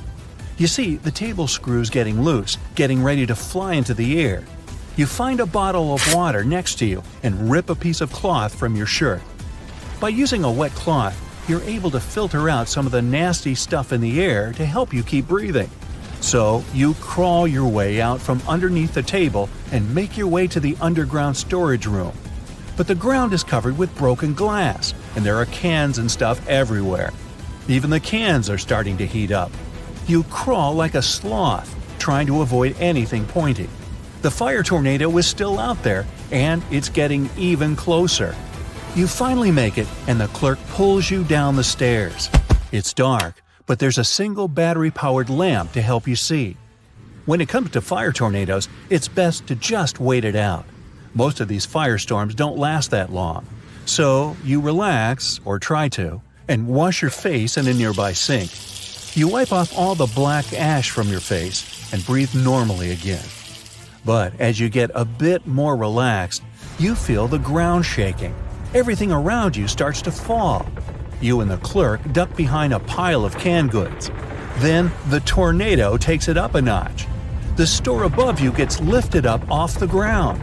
The only things left, steel and concrete foundations and a couple of random columns. The steel door that's separating you from the outside is barely holding it together. You can see the screws getting loose. You can actually see fire enter the storage room. Everything in the room gets toppled over in an instant. The wind is even louder than before. But then, it's over. Those few minutes felt like hours. You and the clerk climb out and see, well, not much to be honest. The convenience store looks like it got ripped off like a Band-Aid. And all around you, a town you can't even recognize anymore. The big problem with these fire tornadoes is the fires they leave behind. They can ruin towns, forests, farms, and lives. Check this out! There's a giant tornado heading towards you, and it's so fast. These twisters can move at crazy speeds of more than 250 miles per hour. Plus, they can carve a pathway 50 miles long and a mile wide. Sometimes you can see them coming clearly, while in some cases, low-hanging clouds or rain can hide them, so they sneak up on you and you don't even see them. And in most cases, a tornado can develop so fast that no one can even warn you in time if it's already too close. And now, this insane storm is really close. Maybe you have a couple of minutes to get somewhere safe. Do you have a basement? Go hide. Or maybe, I know this is a crazy idea, but what do you think about going inside a tornado to check what it would be like? Now, some tornadoes appear as rope-like swirls, while others have wide clouds in the shape of a funnel. And here's the second one, right before you. Look at these whirling winds born in a thunderstorm. They extend down from it to the ground. Many times, hail joins the party too. The U.S. itself has something like 1,000 tornadoes per year. Texas holds the record with about 120 tornadoes per year, a record not to be proud of. But you'll generally see most twisters in Tornado Alley, which is a stretch of land in the midwestern part of the U.S. They develop when warm, moist air coming from Mexico meets cool, dry air from Canada.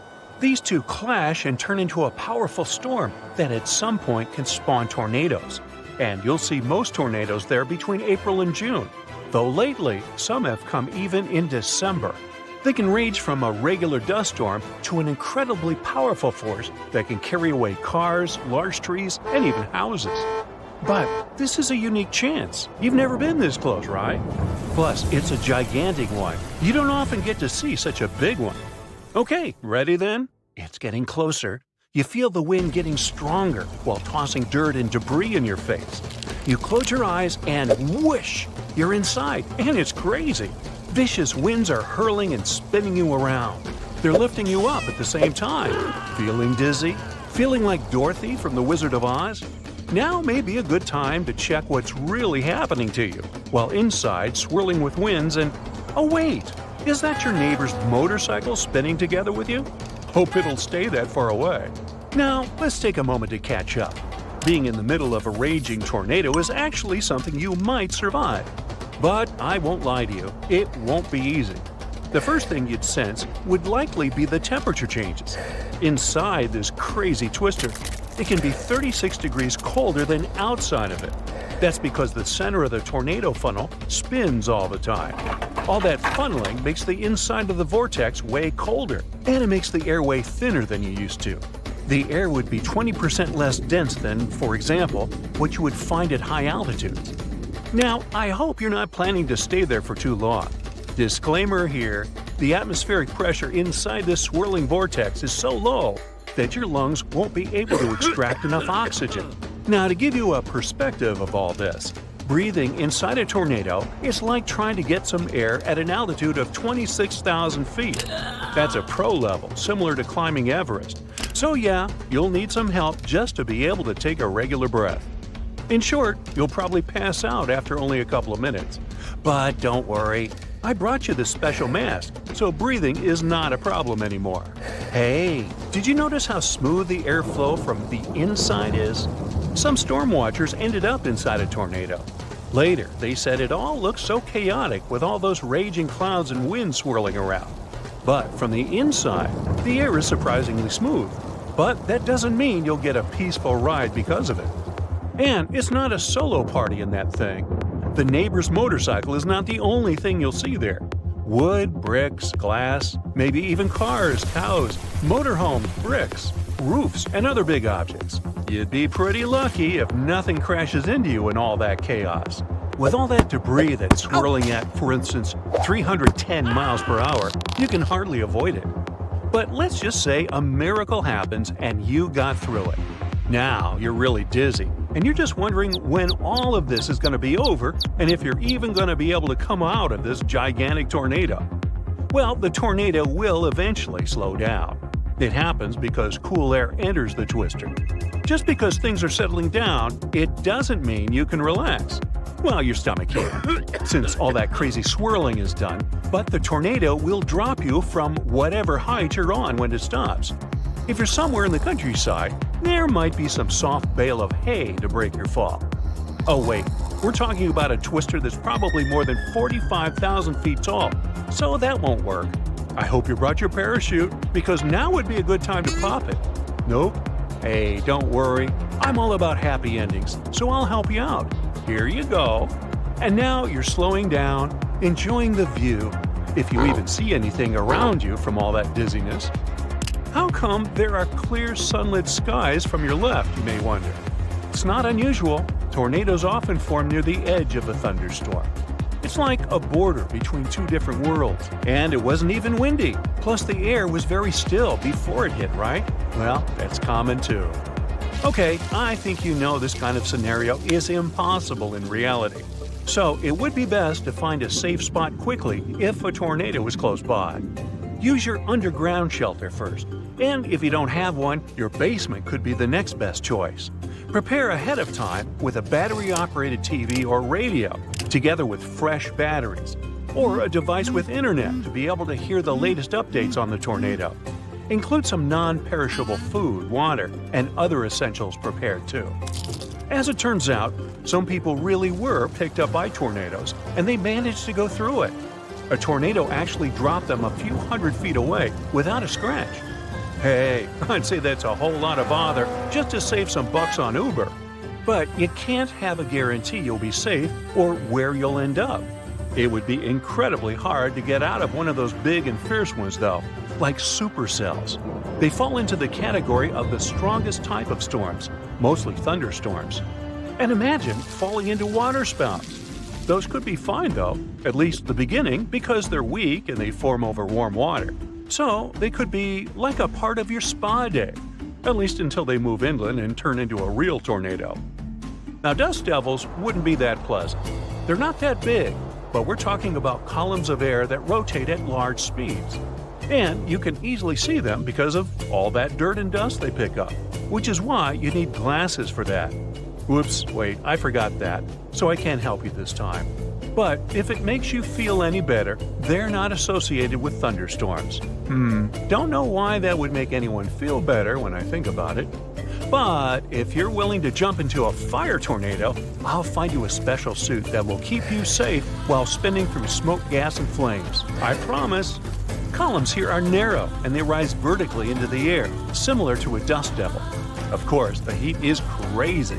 And as updrafts are becoming stronger, and if there's enough dry fuel, a fire whirl is turning into a real fire tornado that extends from the ground up to the cloud, moving incredibly fast. Okay, let's stop now. I'm pretty dizzy.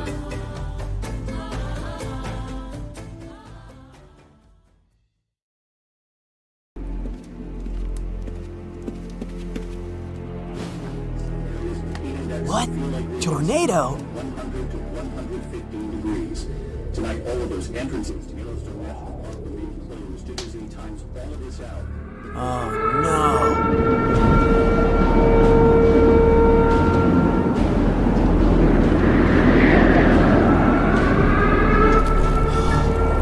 I need to get to the bunker.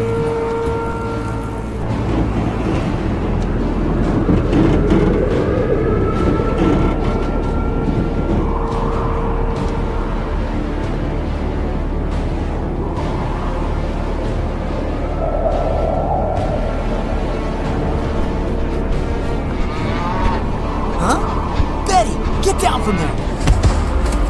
What the? Oh no, we gotta hide. Betty, no! Ah!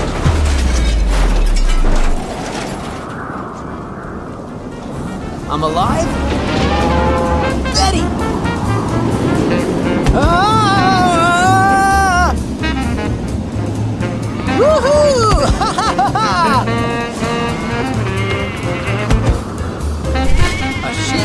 What the?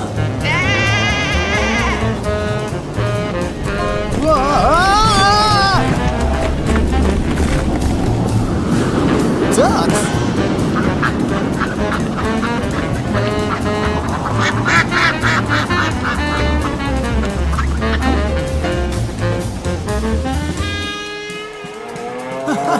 I can't believe we survived.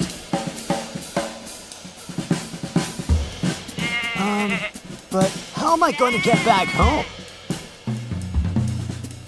Now get a load of this. A red whirlwind sweeps along the coast of Australia and heads toward the nearest city. This tornado is unique, not by its color, but by what is hidden inside it. These are great white sharks, hammerhead sharks, tiger sharks, and bull sharks. Shark! They fly inside the hurricane, snapping their jaws and trying to grab a piece of meat.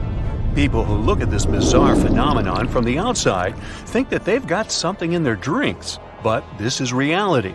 A shark tornado can really exist or not. Yeah, let's find out. In 1877, a rather unusual tornado struck a farm in Southern California. About 6 small alligators, about 1 foot in length, fell from the sky that day. In 1894, a tornado traveled through England and dropped poisonous jellyfish on people. There's a version that tadpoles instead of jellyfish fell on the ground that day, but it still sounds quite strange. In Kentucky in 1876, there was a black humor rain. Doesn't sound funny to me. Pieces of meat fell from the sky. The locals tasted them and said it was like mutton or venison. However, later, birds discovered that a flock of buzzards had flown over that area.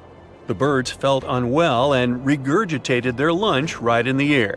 And then, I assume, so did the locals who tried it. In 1947, fish fell from the sky in Marksville, Louisiana. In 2005, there was a rain that contained thousands of frogs in Serbia. In 2010, a small town in Australia was hit by a rain of perches, fish. And now, imagine that all these strange phenomena were caused by one villainous corporation where evil geniuses work. And one of them is you. So you decide to make the most incredible natural cataclysm in history, a tornado of sharks, or Sharknado. It seems like it's impossible, but you're going to try, because you have nothing better to do. So first, we need to understand what a waterspout is. It's a column of rotating air filled with clouds. This vortex occurs during a thunderstorm when warm air releases a large amount of heat. This heat becomes the energy that moves the rising air currents. This warm, moist air goes up, and cold, dry air descends. The difference in temperatures preserves instability and helps tornadoes develop. When it forms over the water, a tornado becomes a waterspout. It can draw in particles of seawater, some objects, and even fish. But everything depends on the strength of this vortex. You've probably seen it when tornadoes lifted cars into the air or tore the roofs off of buildings. There's a video on the internet where a tornado raises cows into the air, and an ordinary cow weighs about 1,400 pounds. Ooh. Now, in comparison, the great white shark is about 4,400 pounds. If a tornado could lift several cows, it could cope with a shark. But besides the great white one, there are tiger sharks, bull sharks, and hammerhead sharks. All of them weigh less. Therefore, there's no doubt that a tornado could possibly lift them into the air too. Okay, now we can assume it's in the realm of possibilities. The next step is to create a real tornado. To do this, you need to heat the air and then make it rotate. The cold air will start to go down and you will get a whirlwind. One engineer from Canada named Lewis built devices that created tornadoes. He made several prototypes before assembling a real vortex engine. According to him, anyone can do it. However, these vortices were small. His device created thin jets of air that swirled and produced mini tornadoes, which then quickly dissipated due to strong winds. Lewis started developing this idea to get a new source of electricity, but he needed to create a giant vortex that would go into the sky to power several houses. He didn't have enough finances and opportunities to do this, but the place where you work has enough money to do it. You take the concept of the vortex engine and invest several $1 million. You build several large turbines that direct air to one point and then heat it with the help of a powerful generator. To give your tornado more destructive power, you electrify the atmosphere. You can control the tornado and change its direction using a special control panel. You little evil mad scientist, you. So you come to the coast of Australia, where there are many sharks of different species. To force them to gather in one place, you must throw several tons of minced meat into the water near the shore. Let me suggest that you don't do this by hand. The sharks immediately come there as soon as they smell the food. But there's a problem. These animals feel changes in the weather and don't approach the center of the storm. Therefore, to make sharks take risks, you need to make them angry and hungry enough. You go, Dr. Doofenshmirtz. You spend millions of dollars to organize large-scale fishing. You throw huge nets into the water, and within a week, catch all the fish, shellfish, and other marine life that can become dinner for sharks. You move all the prey into giant aquariums and wait for the sharks to get hungry. A few days later, you notice many big fish congregating near the shore, looking for food. Then, you buy a couple of tons of ground beef from several butcher shops. You put it in a large container and lift it with the help of a helicopter. You dump the meat in a place where you see a lot of sharks. Lunch attracts fish within a 1-mile radius. At this moment, a large ship with the tornado generator approaches the shore. Hey, can't quit now, right?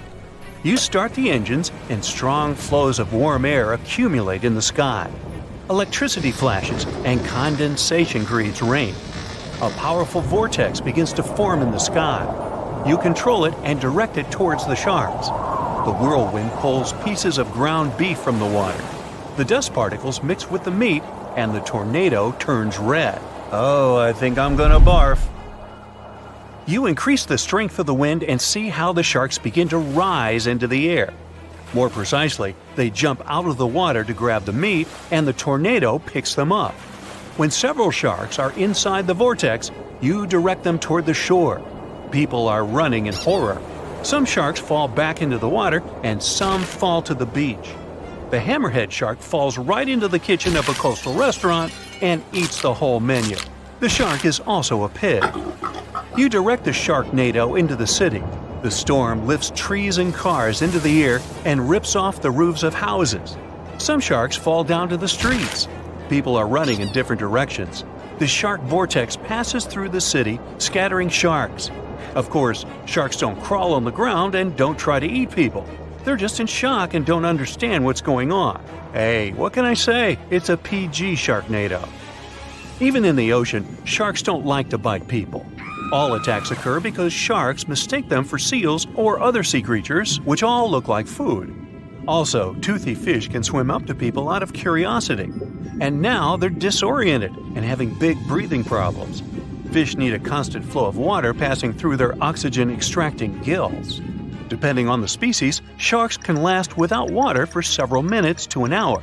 At this moment, you realize that you have carried out not a villainous plan, but a stupid thing that has caused so many fish to suffer. Now, you need to fix everything. You have several helicopters that can transport the fish back into the ocean, but they're twitching and snapping their jaws in fear. Therefore, to calm them down, you use darts with sedatives. Then you help rescuers to fasten the sharks to the helicopters and lift them into the air. You have to get one fish out of an apartment on the 7th floor. Another shark was lying in the park. A hammerhead caused a big traffic jam on the road, and this tiger shark fell on a fire truck. Fortunately, they all have tough skin and strong muscles that protect them from damage. You pick up all the sharks and move them back to the ocean. No one and nothing has been hurt except for one thing: your reputation. You have failed your villainous plan and need to develop something new. This time, you'll create something that will really terrify people. You will invent a YouTube channel with nothing but ads. Alternate ending. You will invent a mega flood of spiders. Ew. Something interesting has recently happened in South Dakota. It was all over the internet, so perhaps you already know about it. In July of 2022, the sky in this state suddenly turned green. So, what happened there? Was it caused by a human or by nature? Let's find out. Tuesday, July 5th, 2022. Shortly after a heavy storm, the sky over South Dakota in the U.S. was still overcast. Locals finally went outside and saw that the sky had an intense dark green hue, and they'd never seen anything like that before. People said that it looked like something straight up from science fiction, or even a horror movie. Unsurprisingly, South Dakotans immediately started spreading the news all over social media. People shared their beautiful, yet very eerie pictures on Twitter. They showed the sky over the city of Sioux Falls and a few other towns. Even though it may look like something supernatural, in reality, this is not a terrifying phenomenon at all. It's a simple play of the light and the atmosphere. Something like this happens quite rarely, and usually means that really bad weather is approaching. And that's also true to what happened in South Dakota. Just before people started sharing photos, a thunderstorm swept through the town of Sioux Falls. This was confirmed by the U.S. Weather Service. This hurricane was terrible. The wind speed was about 100 miles per hour. According to the Beaufort scale on wind speeds, this is the fastest and most destructive storm. There are only 12 numbers on this scale, and the maximum wind strength starts at 73 miles per hour. But why isn't this all over the news then? Well, because it's kind of a usual thing for the residents. Thunderstorms occur very often in the United States, especially in the warmer months. And 1 out of 10 such thunderstorms can become something serious, like a tornado. This one wasn't an exception. It was the so-called derecho storm. Derecho is very widespread and long-lived. It's actually a combination of a fast-moving group of severe thunderstorms and downpours. People often say that a derecho is as strong as a tornado. Still, there's a difference between them. A tornado is a vortex, a rotating column of air. It's usually about 500 feet in diameter, although sometimes its width can reach up to 2.5 miles. I don't envy those who would stumble upon that. But the main point is that they rotate. The wind moves very fast in a circle, near some invisible center.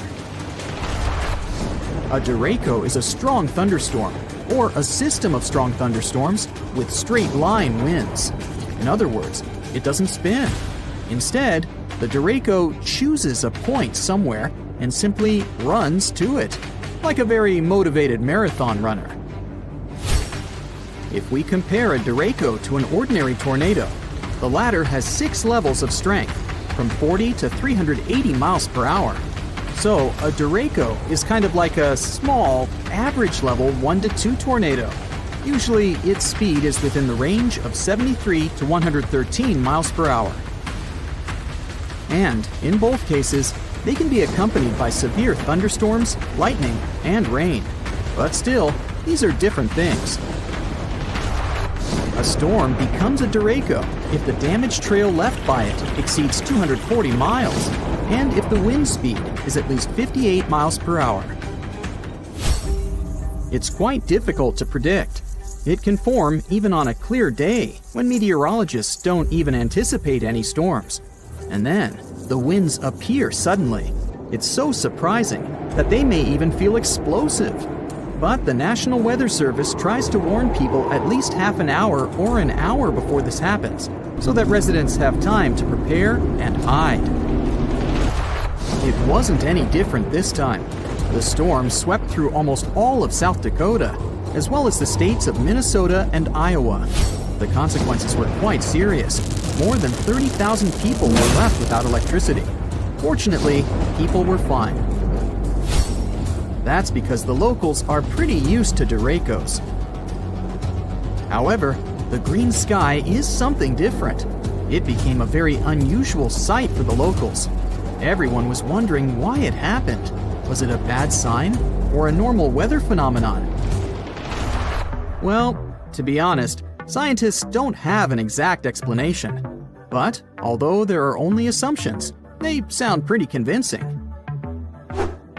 A green sky is a very rare phenomenon. Most scientists think that this happens when a powerful storm approaches the area before sunset or sunrise. Then the sky will turn green in this area. NBC meteorologist Bill Cairns, who once faced a similar event himself, suggests that the green sky appeared because of the huge hail before the storm. First, let's talk about why the sky looks blue, or any other shade, depending on its mood. In short, the sun simultaneously carries all the rays of the color spectrum. It may seem white to us in total, but it actually has all the colors at the same time. However, these color waves all have different lengths. For example, blue rays are shorter than the other ones. They jump away from the air molecules better than the red waves, so they reach us faster. Because of this, on a regular clear day, the sky seems blue. At the same time, red and orange color waves are very long and move slower, so they're usually left behind. But when the sun goes below the horizon or rises, the rays' directions change, and these waves reach us better. It all means that even if the sunrises and sunsets seem red and orange to us, in fact, there are still blue and green waves among them. But they have to bounce off something to reach us faster and become stronger than the red rays. Have you guessed what I'm getting at?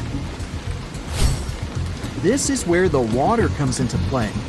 Clouds are made up of water droplets. When they become large enough, but don't fall yet, for example, due to strong winds, they affect how the light behaves in the sky. Large, heavy storms mostly consist of water and hail, and water reflects blue and green rays best of all. That's exactly the reason why the water in rivers and lakes seems bluish-green to us, although in reality, it's transparent. And yeah, algae matter too. So, there are a couple of key factors why the sky may turn green. First off, the sun should be at the horizon level. Another factor is that while the storm clouds are approaching, they shouldn't cover the sky completely. There still must be a little room for the sun rays. Then, barely noticeable blue rays jump up to storm clouds. They're repelled by water droplets and hail. Mixing with the red sunset, they turn into a bright green light. And this green light is spreading all over the sky. That's why in most of these cases, when the sky turns green, people can only see it in the evenings. Yeah, it can also happen in the middle of the day. But since the conditions are already quite specific, seeing something like that during the day is even rarer. Still, If you see a green sky, you don't need to panic. It doesn't necessarily mean that a terrible storm is approaching. The chances are high though, but still, it's not a rule. It can be just heavy rain or a heavy hail. In other words, if you see a green sky, then you'd better hide, and hide your car. However, if you were lucky enough to see the stunning sky from the comfort of your own home, it's indeed very exciting. If you get a glimpse of something like that, just know that you had a chance to experience something very rare and special. Some people said it was the most incredible thing they had ever seen. If you think you're safe from violent tornadoes because you aren't living in the tornado alley, you could be dangerously wrong. It's shifting to the east. It looks like we're about to see fewer single tornado days and more days with multiple powerful tornadoes. And because they're shifting into more populated areas, they could take more lives and ruin more homes. There isn't enough time to build infrastructure to protect everyone from this fast-moving danger. So the least you can do to save yourself is learn as much as you can about it. About 1,200 tornadoes hit the US every year. You gotta thank the unique geography that sets up the perfect conditions for it, especially in spring and summer. Winds from the Pacific drop moisture over the Rockies and become dry and cool as they move east. They collide with warm, humid air streams from the Gulf of Mexico over the flat terrain. And that's how unstable air and wind shear, which are the perfect conditions for tornadoes, are born. Historically, tornadoes were most common in Tornado Alley. This term was first used in the 1950s by two meteorologists as the title for their research project to study extreme weather in Texas and Oklahoma. Northeastern Texas and south-central Oklahoma are precisely the areas we think of when we talk about Tornado Alley. But in the past 10 years or so, it has shifted eastward by up to 500 miles. Now, eastern Missouri, Arkansas, western Tennessee, Kentucky, northern Mississippi, and Alabama see more tornadoes. The storms of early 2023 are great proof that this trend is real. A violent tornado hit Rolling Fork, Mississippi, and another outbreak caused huge damage in the new Tornado Alley. Data from the past 2 years shows that large tornado outbreaks with multiple twisters from a single weather system are also moving eastward and becoming more frequent and intense. The Tornado Alley is shifting eastward mainly because of supercells. Those strong thunderstorms with rotating updrafts create new tornadoes. Supercells form when warm, humid air near the ground interacts with cool, dry air higher up. You can say that we're living in the middle of a natural experiment. We see changes in the basic ingredients for severe storms. But we don't know how significant these changes are. Experts predict that supercell storms will become more frequent in the late winter and early spring and less common in the late summer and fall. The air in recent years is getting warmer and moister, and the interactions between air masses more and more common. Experts explain that the atmosphere is becoming more unstable and the Gulf of Mexico sends more water vapor into the southeastern U.S. All these factors fuel the storms. Research also shows that the so-called dry line, which divides the wetter eastern U.S. from the drier western U.S., is shifting eastward too. This line has traditionally fallen along the 100th meridian, but has moved about 140 miles east since the late 1800s. This shift can affect where storms form, as the dry line works as a boundary for convection, where warm air rises and cold air sinks, fueling storms. Milder winters we've seen recently also mean more opportunities for unstable air masses to interact and form supercells earlier in the year. It's tricky to predict how the situation will change and how dangerous it is, because we don't have that much data on how weather patterns affect such short-lived events as tornadoes. The U.S. National Weather Service only began keeping tornado records in 1950, and they didn't catch many tornadoes in remote areas. Data shows that the number of days with tornadoes each year has decreased, but there's more tornado activity on those days when they do occur. The records also show that some years, tornadoes take the lives of up to 20 people across the U.S., and in other years, they take over 100 lives. But now, there are more people living in the paths of tornadoes because the US population has more than doubled since 1950. And the Southeast, where tornado activity could go up, has way more residents now. Texas and Oklahoma are well prepared with tornado shelters. But areas in the Southeast are less equipped. Plus, there are many mobile homes in the Southeast which are vulnerable to windstorms.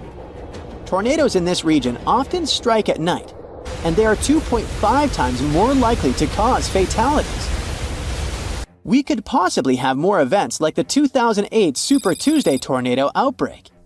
It hit the southern US and lower Ohio Valley, and over just 15 hours, 87 tornadoes rushed through the area and caused massive trouble. 57 people lost their lives across 4 states and 18 counties, and many others were injured. The tornadoes were fueled by strong low-pressure systems that brought record warmth. There were supercells and rotating winds that produced these violent tornadoes. Early on February 5th, a squall line developed from eastern Texas to Missouri and moved east. One of the most intense tornadoes traveled 122 miles over 2 hours. By the early morning of February 6th, the severe weather threat shifted to the eastern U.S. It caused wind damage as the cold moved out to the Atlantic, with snow and freezing rain from Iowa to Quebec. It ruined many homes and even swept some of them from their foundation, made mobile homes fly, blew many vehicles and tractor trailers off Interstate 40, and threw some cars on trees. There were wind gusts over 50 miles an hour from Arkansas to Indiana, hail the size of softballs, toppled trees, and power outages everywhere. Some areas were flooded because of heavy rains and melting snow. All this led to over 1,000 flight cancellations at Chicago's O'Hare and disruptions at Toronto's airport. The data from scientists can help new areas of the U.S. prepare for more tornadoes coming their way. The people in authority will also need to improve community shelters and warning systems and educate the locals on tornado safety. You can also get prepared by learning 3 basic rules: get in, get down, and cover up. When you hear the warning for an upcoming tornado, get into the most interior room in your house and stay away from doors and windows. If you have a basement or an underground tornado shelter, hide there. If not, just be on the lowest floor possible. You can use whatever's at hand to protect yourself from debris. Clothing, pillows, blankets, a mattress, or a bulky table. Anything will do. There's a tip that says that the bathroom is the safest place to hide. It makes sense because those are mostly right in the center of homes.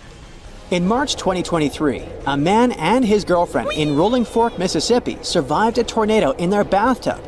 It got thrown into the air but landed safely amid the wreckage of their mobile home. But there's actually nothing extra safe about being in a bathtub with a mattress. Closets and walk-in showers that are deep inside the building can also offer good protection. Don't use elevators. You can get trapped inside if there's a power outage. Stay in your shelter until you're sure the tornado threat is over. If you can, listen for updates from the National Weather Service, local radio, or TV. Multiple tornadoes can hit the same area, so it might not be safe to leave even after one has passed. When you do leave your shelter, be very careful. There could be flooding, debris, collapsing buildings, and blocked roads. Stay away from fallen power lines and puddles with wires in them, and don't use matches or lighters in case of gas leaks. Stay away from damaged buildings as they could collapse at any time. Being in a car during a tornado isn't much safer than being out in the open or in a parking lot. Many people get injured trying to drive away from storms. Tornadoes can produce hailstones the size of softballs and can easily smash a windshield. If you find yourself outside when a tornado hits, try to get inside any building you can find. If that's not possible, get as low as you can. Even a ditch or culvert can be safer than your vehicle.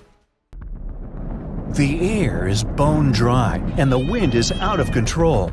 You feel like you're standing in front of a fireplace, but you're not. You're standing in your backyard about to grill up a feast when you suddenly see the trees shaking uncontrollably. Leaves are falling like confetti. The wind just blew your last piece of laundry into the great unknown. You look around and everyone else is just as confused and scared as you are. In the distance, you see a red horizon of fire in the forest and a large vortex touching the sky. You drop everything and make a break for it. You'll be lucky to outrun a tornado. They usually move at around 30 miles per hour, but can reach up to 70. Imagine running away from a giant twister, hurtling towards you at Usain Bolt speed. The roads are crowded with people trying to find shelter or just get out of town. You get in your car and try to start it, but the wind knocks a sign over. It smashes your windshield. Anyway, a big tornado is powerful enough to swing your entire car around. You gotta go on foot. Best bet? Head for your buddy's house. They have a deep basement stocked with supplies. Whenever a tornado flies on by, try to take cover somewhere underground. If you don't have a basement, avoid any windows and try to stay underneath something sturdy to protect yourself. You're running to your friend's place. Everything around you is getting swept up by the insane winds. But when you turn around, you see the tornado turning reddish.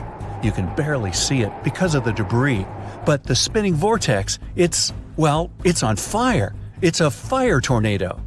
These spinning flame winds can reach 140 miles per hour and can be between 15 to 150 feet tall and as much as 500 feet wide. These monsters occur when tons of smoke get whirled around, so the thunderstorm starts to act like a tornado.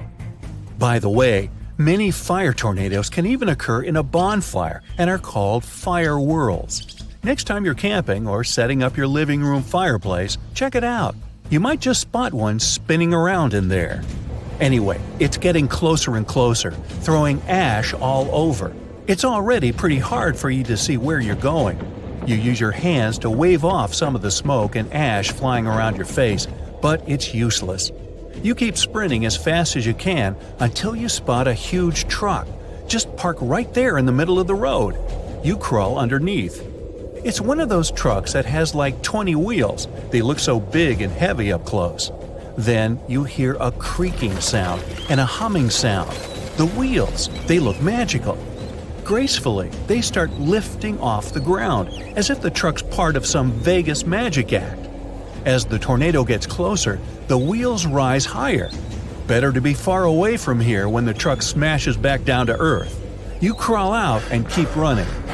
You find a convenience store to take cover in, making sure not to stand too close to the glass. You head as far into the store as you can, ready to wait this thing out. But all around you, the land is burning. This fiery twister is a monster, and it's charging towards you. You look out in the distance and see another fire tornado wrecking another part of the city. In order for a tornado to form, it needs open space. That's why many of the tornadoes you see on the news happen in the same part of the U.S., where there aren't many mountains and it's nice and flat. But of course, they can happen anywhere. It's not normal to see tornadoes in the bustling downtowns of America's biggest cities. They need a lot of open space for the rotating vortex to happen. But today is not a normal day. A tornado forms in a supercell thunderstorm. That's when you have two different air temperatures going at it. The vortex you see in tornadoes forms when warm air and moisture come in from above. Below, it's a mess. The end result, the huge spiral funnel cloud we see in every tornado movie. Meteorologists can predict tornadoes somewhat by monitoring the amount of moisture in the air. Every second counts, so keep the TV on next time there's a storm brewing near you. But this doesn't really apply for a fire tornado. The winds are getting stronger and you're feeling the heat even inside the store. Outside, spiraling flamethrowers are torching everything in their path. It may be too late to find an underground shelter. You improvise a way to help protect yourself by hiding underneath the cash register. And now, you can't see anything. There's ash everywhere and the windows are all smashed. Thanks, tornado. Ash is one of the most dangerous parts of a fire tornado, unless you're not really into breathing or seeing. Your best bet would be to stay as low as you can to the ground. Since smoke rises, there might still be just enough oxygen down there. Crawling your way along will prevent you from getting struck by any flying objects or debris. The fires are now spreading, and there's a lot more smoke. The trees outside have caught fire, and there are glowing embers as far as the eye can see. These embers can travel more than a mile and can start fires on their own. Now that it's really going crazy, stuff in the store starts flying about, like the smoke wasn't bad enough. You feel like you're inside a snack-filled erupting volcano. It's only a matter of time before the table you're hiding under will get pulled up into the air. The sound inside the store is intense, like sitting next to a jet engine. You can't tell if you're sweating from the heat or from adrenaline. But suddenly, you see someone at the other end of the store waving at you, trying to tell you something. They have an underground storage room. You're saved. But getting there is going to be a real problem. You see, the table screw's getting loose, getting ready to fly into the air. You find a bottle of water next to you and rip a piece of cloth from your shirt. By using a wet cloth, you're able to filter out some of the nasty stuff in the air to help you keep breathing. So you crawl your way out from underneath the table and make your way to the underground storage room. But the ground is covered with broken glass, and there are cans and stuff everywhere. Even the cans are starting to heat up. You crawl like a sloth, trying to avoid anything pointy. The fire tornado is still out there, and it's getting even closer. You finally make it, and the clerk pulls you down the stairs. It's dark, but there's a single battery-powered lamp to help you see. When it comes to fire tornadoes, it's best to just wait it out. Most of these firestorms don't last that long. So you relax, or try to, and wash your face in a nearby sink. You wipe off all the black ash from your face and breathe normally again. But as you get a bit more relaxed, you feel the ground shaking. Everything around you starts to fall. You and the clerk duck behind a pile of canned goods. Then the tornado takes it up a notch. The store above you gets lifted up off the ground. The only things left, steel and concrete foundations and a couple of random columns. The steel door that's separating you from the outside is barely holding it together. You can see the screws getting loose. You can actually see fire enter the storage room. Everything in the room gets toppled over in an instant. The wind is even louder than before. But then, it's over. Those few minutes felt like hours. You and the clerk climb out and see, well, not much to be honest. The convenience store looks like it got ripped off like a Band-Aid. And all around you, a town you can't even recognize anymore. The big problem with these fire tornadoes is the fires they leave behind. They can ruin towns, forests, farms, and lives. It was June 1928 when Mr. Keller almost lost his life in a terrifying natural disaster. He was outside with his family when he noticed an umbrella-shaped cloud that seemed to be approaching them. It gave him a sense of foreboding. A tornado was probably forming there. Indeed, in no time, 3 huge funnel clouds were dashing their way. After rushing his family into the storm cellar, Keller decided to have another look, and what he saw both terrified and mesmerized him. The twister was directly overhead, but inside the swirling cloud, everything was eerily still. The man could feel a strong, grassy smell. He had trouble breathing. He looked up and saw a circular opening right overhead. It was around 50 to 100 feet across and around half a mile high. Keller could clearly see the walls of the rotating cloud. Constant bursts of lightning zigzagged from side to side non-stop, illuminating this horror movie scene. The man could also see many smaller tornadoes forming and breaking free. A deafening, hissing noise was overwhelming. And the next moment, the tornado skipped over Keller's house and smashed the home of his neighbors. Mr. Keller wasn't the only person to see the tornado from the inside and live to tell the tale. But other survivors didn't end up as unscathed. It seemed to be a regular day when Chris Tuving from Dallas, Texas got to the Little Caesars in 2019. They had run out of pizzas, so he decided to wait. Well, it was a grave mistake. A powerful tornado hit the shopping mall where he was staying and pulled him out of the building. Chris managed to find a support column and held on for dear life. But no muscle strength could compare to the terrifying power of the tornado. Tuving was lifted into the air and thrown into a truck parked in front of the restaurant. He tried to hold on to the hood, but there was nothing to grab. In the end, he managed to hold on to the rim of the left front tire and stay there until the whole nightmare stopped. The tornado Chris survived had sustained winds of 140 miles per hour and was 13 football fields wide at the base. Eric Simmons recalled taking cover from a tornado in May 2019 by climbing into his truck. Once inside, he looked out of his right windshield and saw vines growing along the fence. They were moving around in a bizarre way that confused the man. And then it all started. Suddenly, everything Eric could see was wind and pitch-black darkness. Then, a section of a roof flew over him and shredded apart mid-air. The truck's back windshield shattered, showering the man with shards of glass. A tree in front of him was lifted into the air like a twig, and the fence blew over the top of the truck. Simmons could feel the back of the vehicle lifting. He could see the power lines exploding right in front of his eyes. Even though the visibility was terrible, he could still see the flashes. It all lasted around 45 seconds, but to him, an eternity seemed to have passed. When the coast grew clear, Eric got out of the car, but he could barely walk after the shock he had lived through. He couldn't speak. It was one of the most horrifying and traumatic experiences of his life. According to the man, the real reason why he was so terrified was because he had no training, no warning, and no defense against whatever was coming.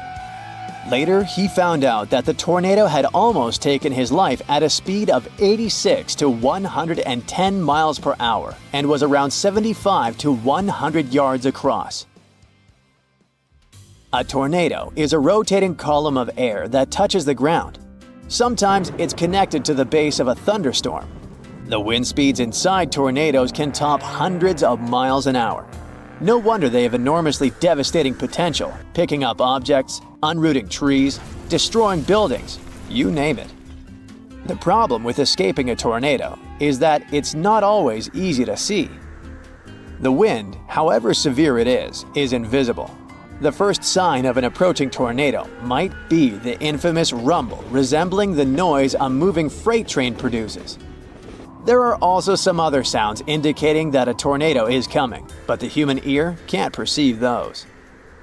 When you spot that classic tornado cone, it means it has already developed a condensation funnel made of water, dust, and debris. The most destructive tornadoes are born from rotating thunderstorms, called supercells.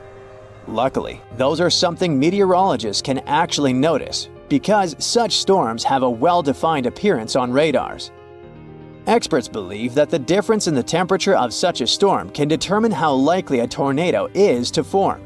And still, there's a lot we don't know about this process.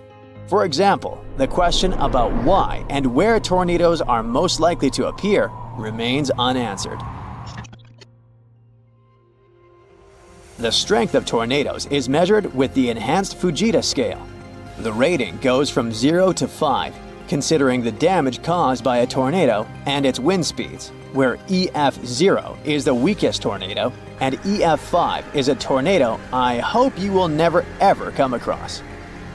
The EF scale rounds off at wind speeds of 318 miles per hour, with strong frame houses being lifted off foundations and carried long distances to be eventually broken into pieces. Cars fly through the air for more than 328 feet away, and steel-reinforced structures are left badly damaged. Despite this terrifying power and ferocity of tornadoes, authorities report that even the worst of them have a 99% survival rate. But it doesn't mean that you shouldn't take all possible precautions to avoid ending up inside one. Stay away from doors and windows. Move to an interior room if possible, and use pillows, blankets, and mattresses to protect yourself from flying debris.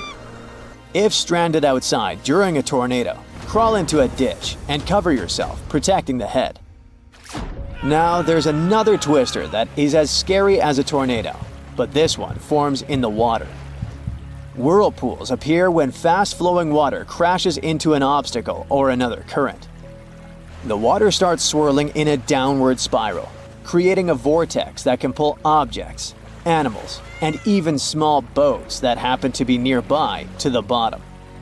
One more way for a whirlpool to form is the sudden appearance of a sinkhole created by a collapsed cave, for example. This makes water flood the hollow structure and creates a whirlpool similar to the one you see when you pull the plug out of a bath filled with water. While some whirlpools are small and brief, others can reach enormous sizes and be driven by constant currents. The most dangerous of them are maelstroms. If you get into a whirlpool like that, your chances to get back to the surface are slim. The incessant movement of the water and its pulling power can leave you disoriented and stuck without air. That's what happened to Stuart Foulstone when he got trapped in a whirlpool. His first instinct was to swim out of it, but this idea proved to be hopeless. The footage filmed by the cameraman attached to his helmet later showed that the man had been underwater for almost 3.5 minutes. He had probably been dragged all the way down to the riverbed. There, the pull of the twister lessened a bit and finally released its hold. The guy was lucky to get spotted face down in the water and pulled to the surface by a kayaker. The depth a whirlpool can pull you down to can vary. It depends on its power and size. Sadly, not everyone who got trapped in a whirlpool survived and got out again. In different ways in which whirlpools form means that sometimes they can appear out of the blue. You can't predict this process and get no warning. So the best way to stay safe is to wear your life jacket at all times when in the water. If you get pulled into a whirlpool, try not to move in the same direction as the water flow. Aim for the outer edge rather than the center of the twister. If you're lucky, the whirlpool might throw you back up. There have been precedents. And if you come over a whirlpool in a boat or kayak, do your best to stop the boat from filling with water. Have you ever felt so happy that you were up on cloud 9? Well, in truth, they don't actually number these guys, but they're cool nonetheless. And I can show you super rare phenomena related to clouds. Hey, what time is it? I see Hector, so it must be 3 p.m. Who is Hector? Oh, Hector isn't a person. It's a thundercloud cluster. It forms almost every afternoon from September to March over the Tiwi Islands in northern Australia. Since Hector has this constant timing, airline pilots and boat captains have used it as a navigational guide for decades. This is a unique thunderstorm, not just because it's very punctual, but also because it's one of the world's most consistently large thunderstorms. Hector the Convector, yeah, it's sometimes referred to with an even cooler name, reaches heights of approximately 66,000 feet. What we see is vertical speed billowing white clouds. At the top of the clouds, we have an anvil or mushroom-shaped cloud, well, like a cherry on the top of a cake. By the way, this anvil can go up to thousands of feet high. So how is this thundercloud formed, and why does it only pop up in this specific location? Well, there are a couple of precise meteorological conditions for this. The Tiwi Islands play a big part in providing these elements. Both Bathurst Island on the west and Melville Island to the east have the perfect shape, size, and location for Hector to develop. The second reason is sea breezes, which carry moisture. They form over the islands, move from all sides, and finally meet in the middle, like the song. These converging winds need to go somewhere. They clash and then go up. Now here's the fun part. As the rising air column gets cooler with altitude, the water vapor condenses into liquid droplets and makes clouds. Sea breezes I mentioned here also happen to be tropical marine air. The tropical atmosphere is another vital element in forming Hector. This fella has an important duty related to the tropical monsoon rain. Hector is responsible for most of it. This airport on the Tiwi Islands has an average annual rainfall of around 80 inches. To put it in perspective, that's double what London or San Francisco get annually. Next, we have polar stratospheric clouds, also known as nacreous clouds or mother-of-pearl clouds. I like the third name the best. They're mostly seen in the Antarctica and Arctic regions, but they can be spotted in places like Scotland, Scandinavia, and Alaska too. This type of cloud looks like an impressionist painter touched the sky with a brush. They appear as iridescent pastel shades in the sky around sunset. Nacreous clouds can be seen best during civil twilight, meaning when the sun is between 1 and 6 degrees under the horizon. They mostly form during winter at around 49 to 82,000 feet high. Mother-of-pearl clouds can be harmful to the atmosphere. Their existence may lead to a chemical reaction that breaks down the ozone layer. Nature's other incredible wonder is morning glory cloud. It kind of looks like a giant rice ball floating in the sky. This rare phenomenon can be regularly seen in only one place in the world, the southern part of the Gulf of Carpentaria in Australia. Although morning glory can be observed in other parts of the world, you have better chances to see the morning glory cloud around September and October. This cloud bank says hello to Australians, often from only about 330 to 660 feet above the ground. It can be 620 miles long and can travel at speeds of up to 38 miles per hour. Now, if I were there, I'd record a time-lapse of this cloud. What's cool is to see one of these fluffy clouds. What's even better is to see up to 10 consecutive roll clouds. That happened before and can happen in the future too. Arcus cloud, it's another name for it, has been known since ancient times. Not just modern-day people noticed this unusual cloud formation. The local Garwa Aboriginal people gave it a special name. The Royal Australian Air Force pilots, too, reported seeing this Arcus cloud in 1942. Then various teams of scientists studied this phenomenon. Okay, but how is it formed? With the right atmospheric conditions. Duh. Well, when the humidity in the area is high, it provides moisture. If we add strong sea breezes to the equation, we get the morning glory clouds. Well, what do we have here? Pyrocumulus cloud. They may form as a result of convection, started by heat from wildfires or volcanic activity. It's generated as a result of the intense heating of air near the surface, which causes convection and lifts the air mass to a stable point. Moisture present in the atmosphere and evaporated from vegetation or volcanic gases can condense on ash particles, leading to the formation of this cloud.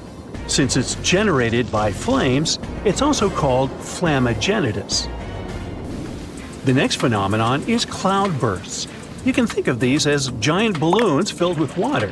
When the balloon bursts, the water splashes. Similarly, here, cloudbursts make rapid precipitation. They depend on thunderstorms. A thunderstorm may come with strong uprushes of air. This blocks the condensing raindrops from falling to the ground. As a result, a huge amount of water may accumulate at upper levels. When the upper levels get saturated and too heavy, the accumulated water falls all at one time.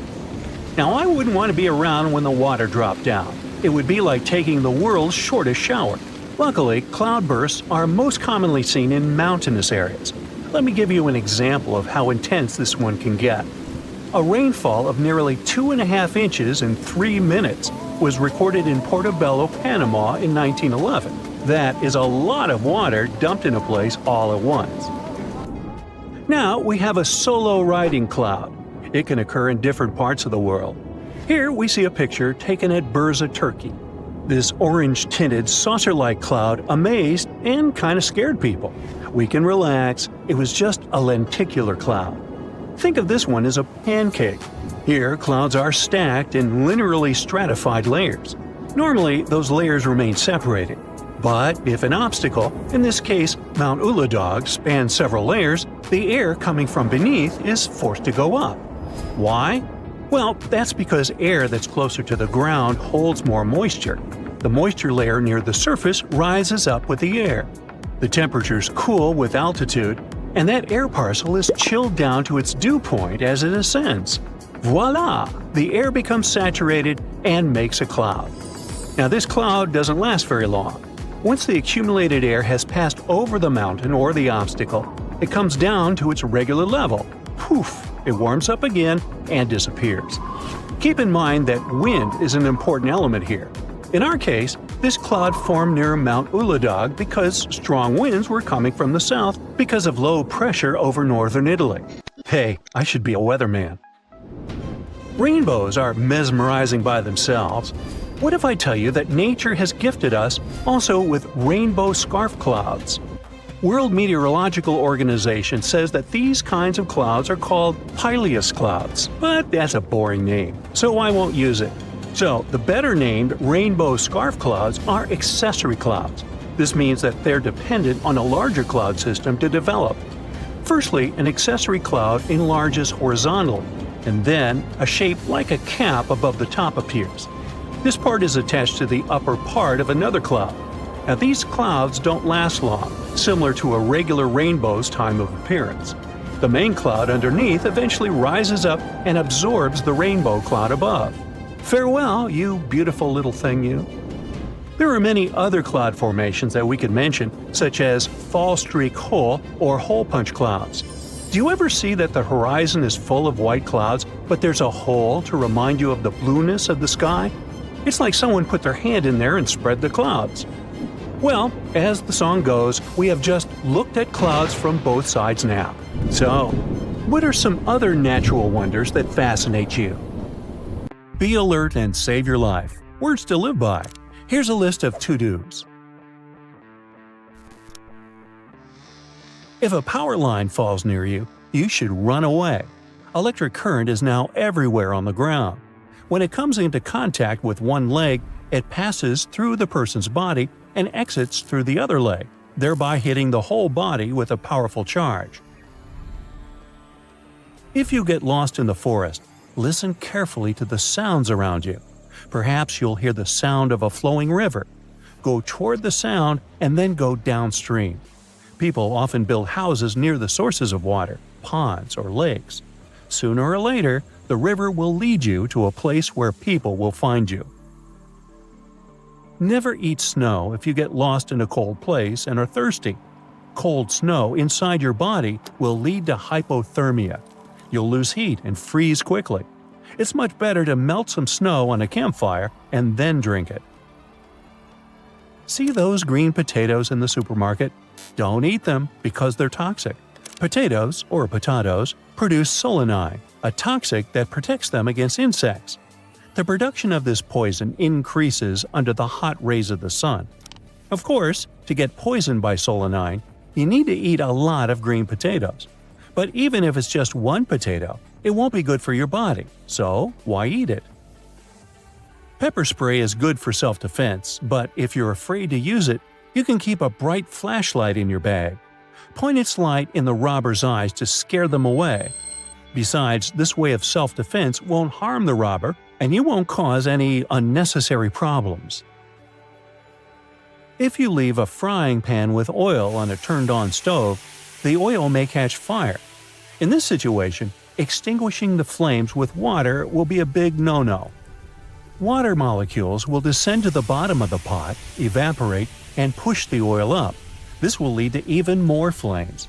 The best way to put out a hot oil fire is to deprive it of oxygen. Cover the pan with a lid and remove it from the burner. Flames are not the scariest thing about a fire. Smoke is much more dangerous. You can get poisoned very quickly by inhaling carbon monoxide. Therefore, always try to stay as close to the ground as possible and cover your mouth and nose with a wet cloth to filter the oxygen. Always put a small mirror or whistle in your pocket when you go camping. These two items will help you find your group if you get lost. The whistle will attract others' attention with sound, and the mirror will do it by reflecting sunlight. When you're swimming in the sea or ocean near the shore, there's a risk of getting caught in a rip tide. An undercurrent will pull you further and further away from the beach. Don't try to swim to the shore against the current. You will only waste your energy. Always swim parallel to the shore in such cases. Once you escape the current, you can safely return to the shore. Imagine that your car gets stuck on railway tracks. Well, don't panic. First of all, get all the passengers out of the vehicle. Then you can call 911 and report the incident. There's a special number at each level crossing. Tell the number to the police, and they will warn the train driver to stop at the specified section. If you start feeling unwell in a crowd, don't ask all the people around for help. Most likely, no one will help you. Not because people are bad, but because every person passing by will think that someone else will help you. But if you choose one person and ask them for help, you'll have a better chance to get it. Every car has a thermometer, a device that shows you the temperature of air outside. Sometimes, manufacturers put its sensor behind the front bumper near the engine. While driving, the thermometer gets heated by the engine and shows you a higher temperature. Even if it's freezing outside, the device can indicate that it's warm. Therefore, don't trust the thermometer if it's installed this way. What if there's some ice on the road and you're driving completely sure that the asphalt is dry? Smell that? A sudden strong smell of fish in your house may mean an electrical fire has started in some room. Your socket or adapter is on fire, emitting this unpleasant odor. Using regular baking soda is a good way to put out a fire. If you don't have a fire extinguisher or access to water, sprinkle the fire with this powder. Also, this substance can hide your smell from predators. It's helpful if you've gotten lost in the forest and don't want wolves or bears to smell your scent. Use ordinary charcoal and a plastic bottle to clean dirty water. Cut off the bottom of the bottle and close the lid slightly on the upper part so that the liquid pours out in a thin stream. Put the coal in there and add some water. Let it pass through the charcoal several times. Then heat and boil the water. Now you can quench your thirst. Always take some gum with you when going to the wilderness. If you get lost, chewing gum will help you relieve stress. You can also use this material as glue. Always keep your car keys next to your bed. If a thief enters your house, use the keys to turn on the car alarm and scare the thief away. But installing a good security system in your home is even better. While skiing or snowboarding, there's always a chance of getting caught in an avalanche. If you find yourself under a layer of snow, don't try to get out immediately. Your mind is confused, and you need to know where is up and where is down. Spit and see where the saliva flows. Then start digging in the opposite direction. When your plane makes an emergency landing on the water, your instinct can force you to put on your life jacket immediately. Don't do this until you're in the water. If you put on the vest and water starts to fill the cabin, it will be difficult for you to move. So get to the emergency exit first, then put on the jacket. When you feel someone is following your car, make 4 right turns. This way, you will make 1 circle around a block. And if the car is still following you after that, drive to the nearest police station. While walking outside, you may notice or feel hairs on your head starting to stand on end. Look for shelter quickly. Lightning is about to strike you. Service dogs are wearing special jackets with the inscription "Service." If such a dog approaches you, you need to follow it. Perhaps you will save someone's life. If a person gets in trouble and no one is nearby to help, the dog will start looking for someone to save them. During a fire, the flames spread more slowly if the doors in the room are closed. So when you go to bed, close the bedroom door. It'll hold the flames for a while. But don't forget that it's always better to have a good fire alarm. Tornadoes move fast, so if you notice a vortex that seems to be standing still, you must run. It means the tornado is moving right towards you. The smell of gas in a room indicates a leak. Therefore, don't turn on the light. The smallest spark can set the whole house ablaze. When you scratch a person, their DNA remains under your nails. This can help you in case of an attack, especially when the robber has run away and you want to help the police find them. If you've disturbed a hornet's nest or a beehive, run in any direction as fast as possible. Sooner or later, the insects will stop chasing you. But if you jump in the water, they'll wait until you get out. You're dozing off in your window seat on a plane. It's getting dark since it's almost 11 p.m. Suddenly, something wakes you up. You glance out of the window and see a really strange phenomenon, something that creeps you out. There are bright red, huge flashes illuminating the sky at a distance. They resemble some nightmarish jellyfish. Those are sprites, also called red sprites due to their color. They're also known as cloud-to-space lightning. These varied visual shapes flickering in the night sky are large-scale electric discharges, which is a clever word for a lightning strike. They occur high above thunderstorm clouds at altitudes of 30 to 56 miles. That's why you can see them so well from your plane window. The coolest thing about sprites is that they're positively charged lightning. This is a very rare type that makes up a mere 5% of all lightning strikes. People first spotted this phenomenon in 1886, and it was first photographed in 1989. In 2018, the legendary Niagara Falls, located at the border between New York State and Ontario, Canada, managed to surprise everyone. Tourists who came to admire the roaring waters found the falls frozen. Well, the waterfalls weren't frozen per se. This is impossible for a mass of flowing water that huge, but microscopic water droplets, as well as the mist, formed a crust of ice over the rushing water. It created an illusion that Niagara Falls was frozen all over. In reality, the water kept flowing beneath the ice. Imagine ponds filled with ice-cold water and covered with ice. Easy, huh? And now picture dozens of alligator snouts that are poking out of the ponds, still and frozen in ice. That's what you'd seen if you had visited the swamps of North Carolina at the beginning of 2018. Despite this terrifying picture, the animals were very much alive. That was a very special crocodile way to survive abnormally cold weather. Since their nostrils were above water, the animals could breathe. Meanwhile, their bodies were in a hibernation-like state. It allowed the animals to conserve energy and stay warm.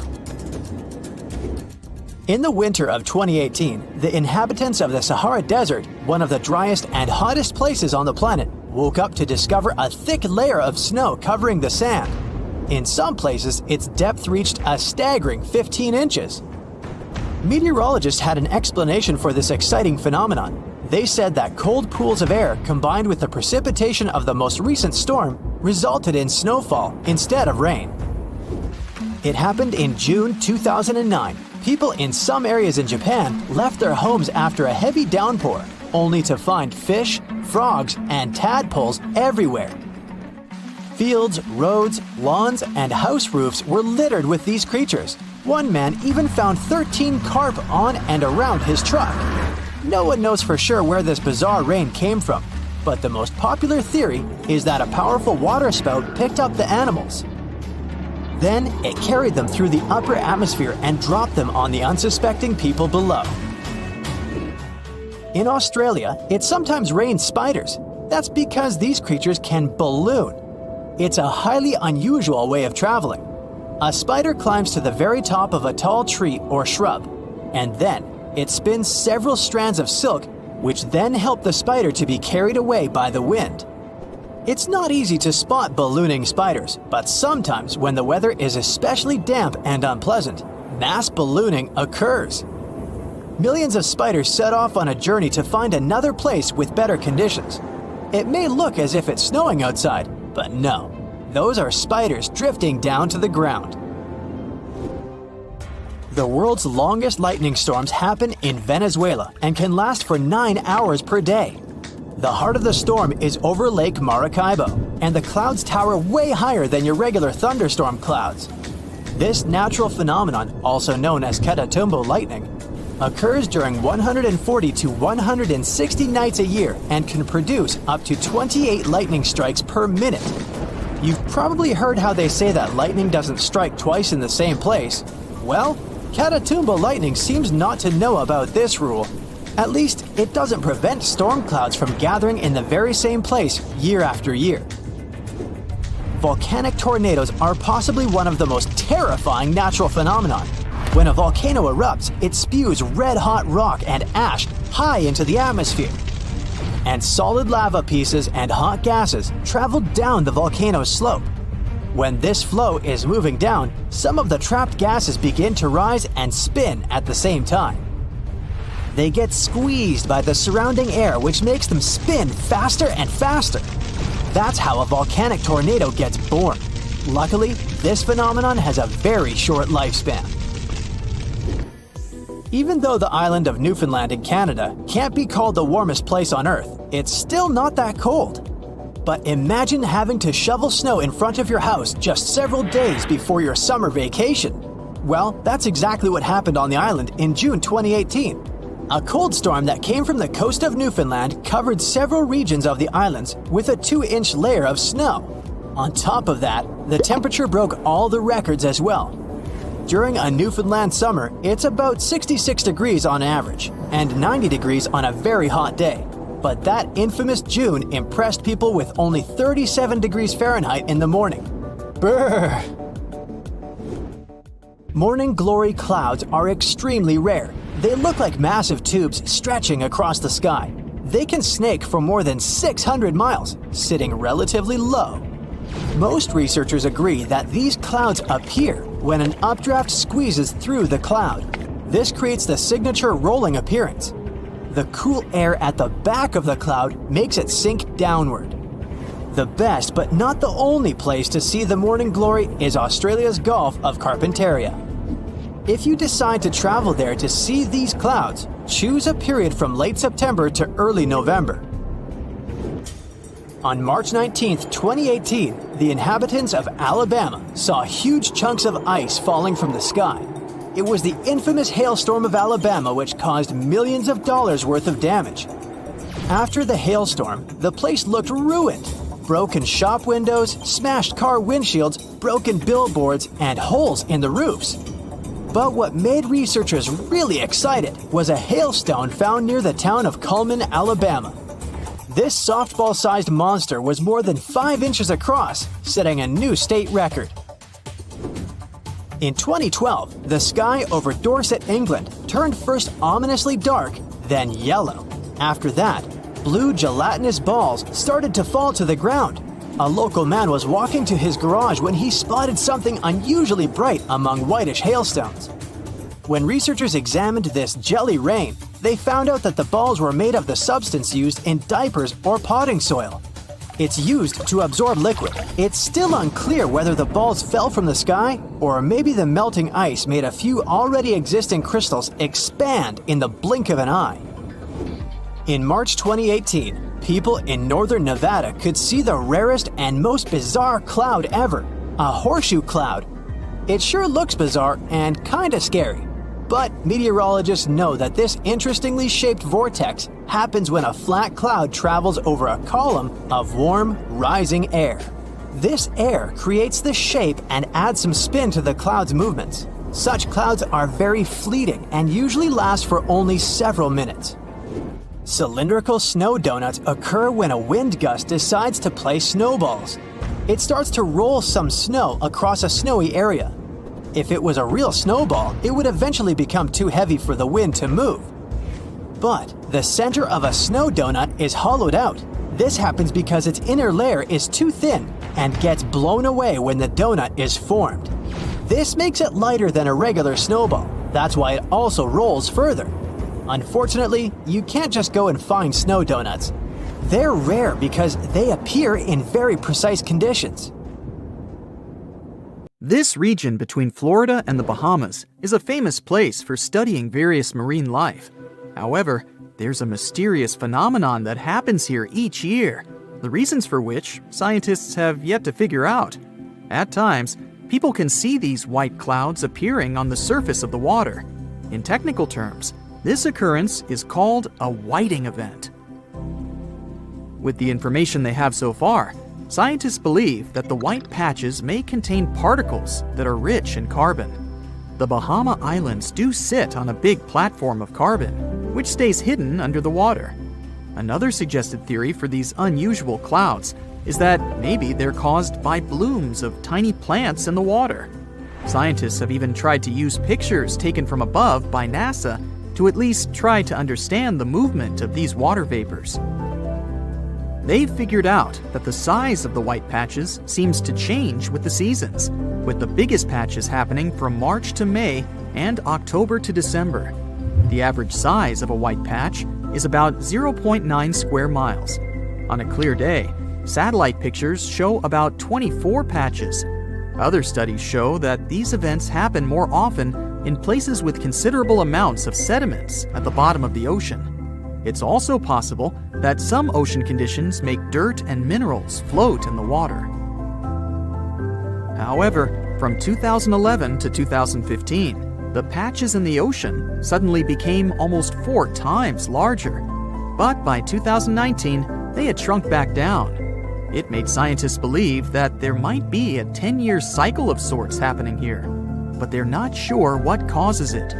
They've also noticed a connection between the ocean's pH, salinity, winds, and currents.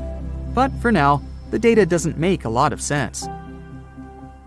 It's not the only secret Earth's oceans keep from us. Have you ever wondered about the deepest part of the ocean? It's known as the Mariana Trench, and it's believed to be around 6.8 miles deep, making it 5 times deeper than the Grand Canyon. The trench was first studied in 1875 with the help of a weighted rope.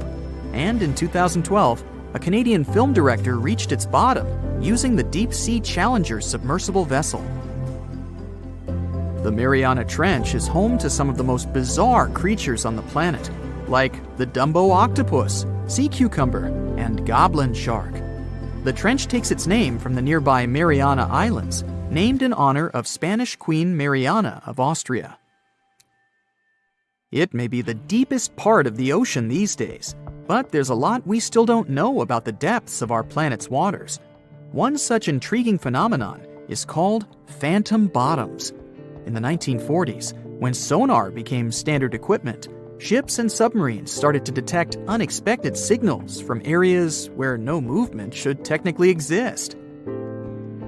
It turned out that these signals were coming from a layer consisting of jellyfish, shrimp, and other deep-sea creatures. They rise to the surface at night to feed. Interestingly, these creatures move in a calculated manner, grouping together by species. It's still a mystery to scientists how they managed to do that and why. It was once believed that animals only grouped this way to avoid predators, but the reasons behind the formation of these fake seabeds remain unknown. Recently, the scientific community has acknowledged the existence of a 5th ocean, called the Southern Ocean. This ocean is bordered by 3 of the 4 original oceans and encircles Antarctica and the lower hemisphere, with its borders touching Australia, Southern Africa, and South America. It's a unique ocean, attracting attention and sparking curiosity with its secrets and the creatures it might hold. Rumors of a monstrous creature in these waters have been circulating for some time, and recent research has provided video evidence of strange blob-like fish. The creatures were identified as the sea cucumber with the nickname the headless chicken monster. Although this species has been known since the late 1800s, there's very little information about it, including its count, behavior, and reproductive habits. There are also areas in the world where the ocean literally sparkles. It's not because of the water per se, but because of numerous creatures that have the ability to emit light, known as bioluminescence. This is pretty common among aquatic creatures, with 3/4 of all underwater life being capable of this. Bioluminescence can be found anywhere, from the surface to deep within the sea, even as deep as 2.5 miles. These creatures use light for various purposes, for example, for communicating with their own species, attracting prey, or scaring predators away.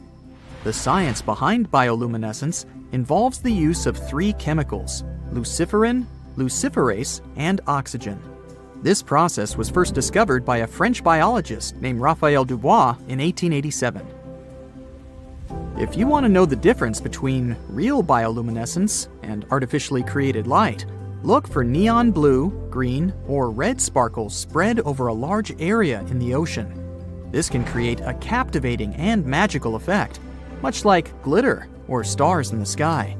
And it's often because of squid, small crustaceans, and algae found in shallow waters. Have you ever heard a strange noise in the middle of the night? Now imagine that, but in the middle of the ocean. There are a few bizarre sounds that have been heard and recorded, like the bloop and Julia. Most experts think they come from big things, like icebergs scraping the ocean floor. But what if that's not the answer? In 1997, scientists were listening to underwater volcano noises in the Pacific using underwater microphones called hydrophones. One day, They heard a very loud and strange sound that was different from anything they had heard before. They called the sound the bloop. They couldn't figure out what was making this sound and thought it could be coming from a secret underwater mission, ship engines, whales, or an unknown sea creature. Years went by, and researchers continued to try and find the source of the bloop by putting hydrophones closer to Antarctica.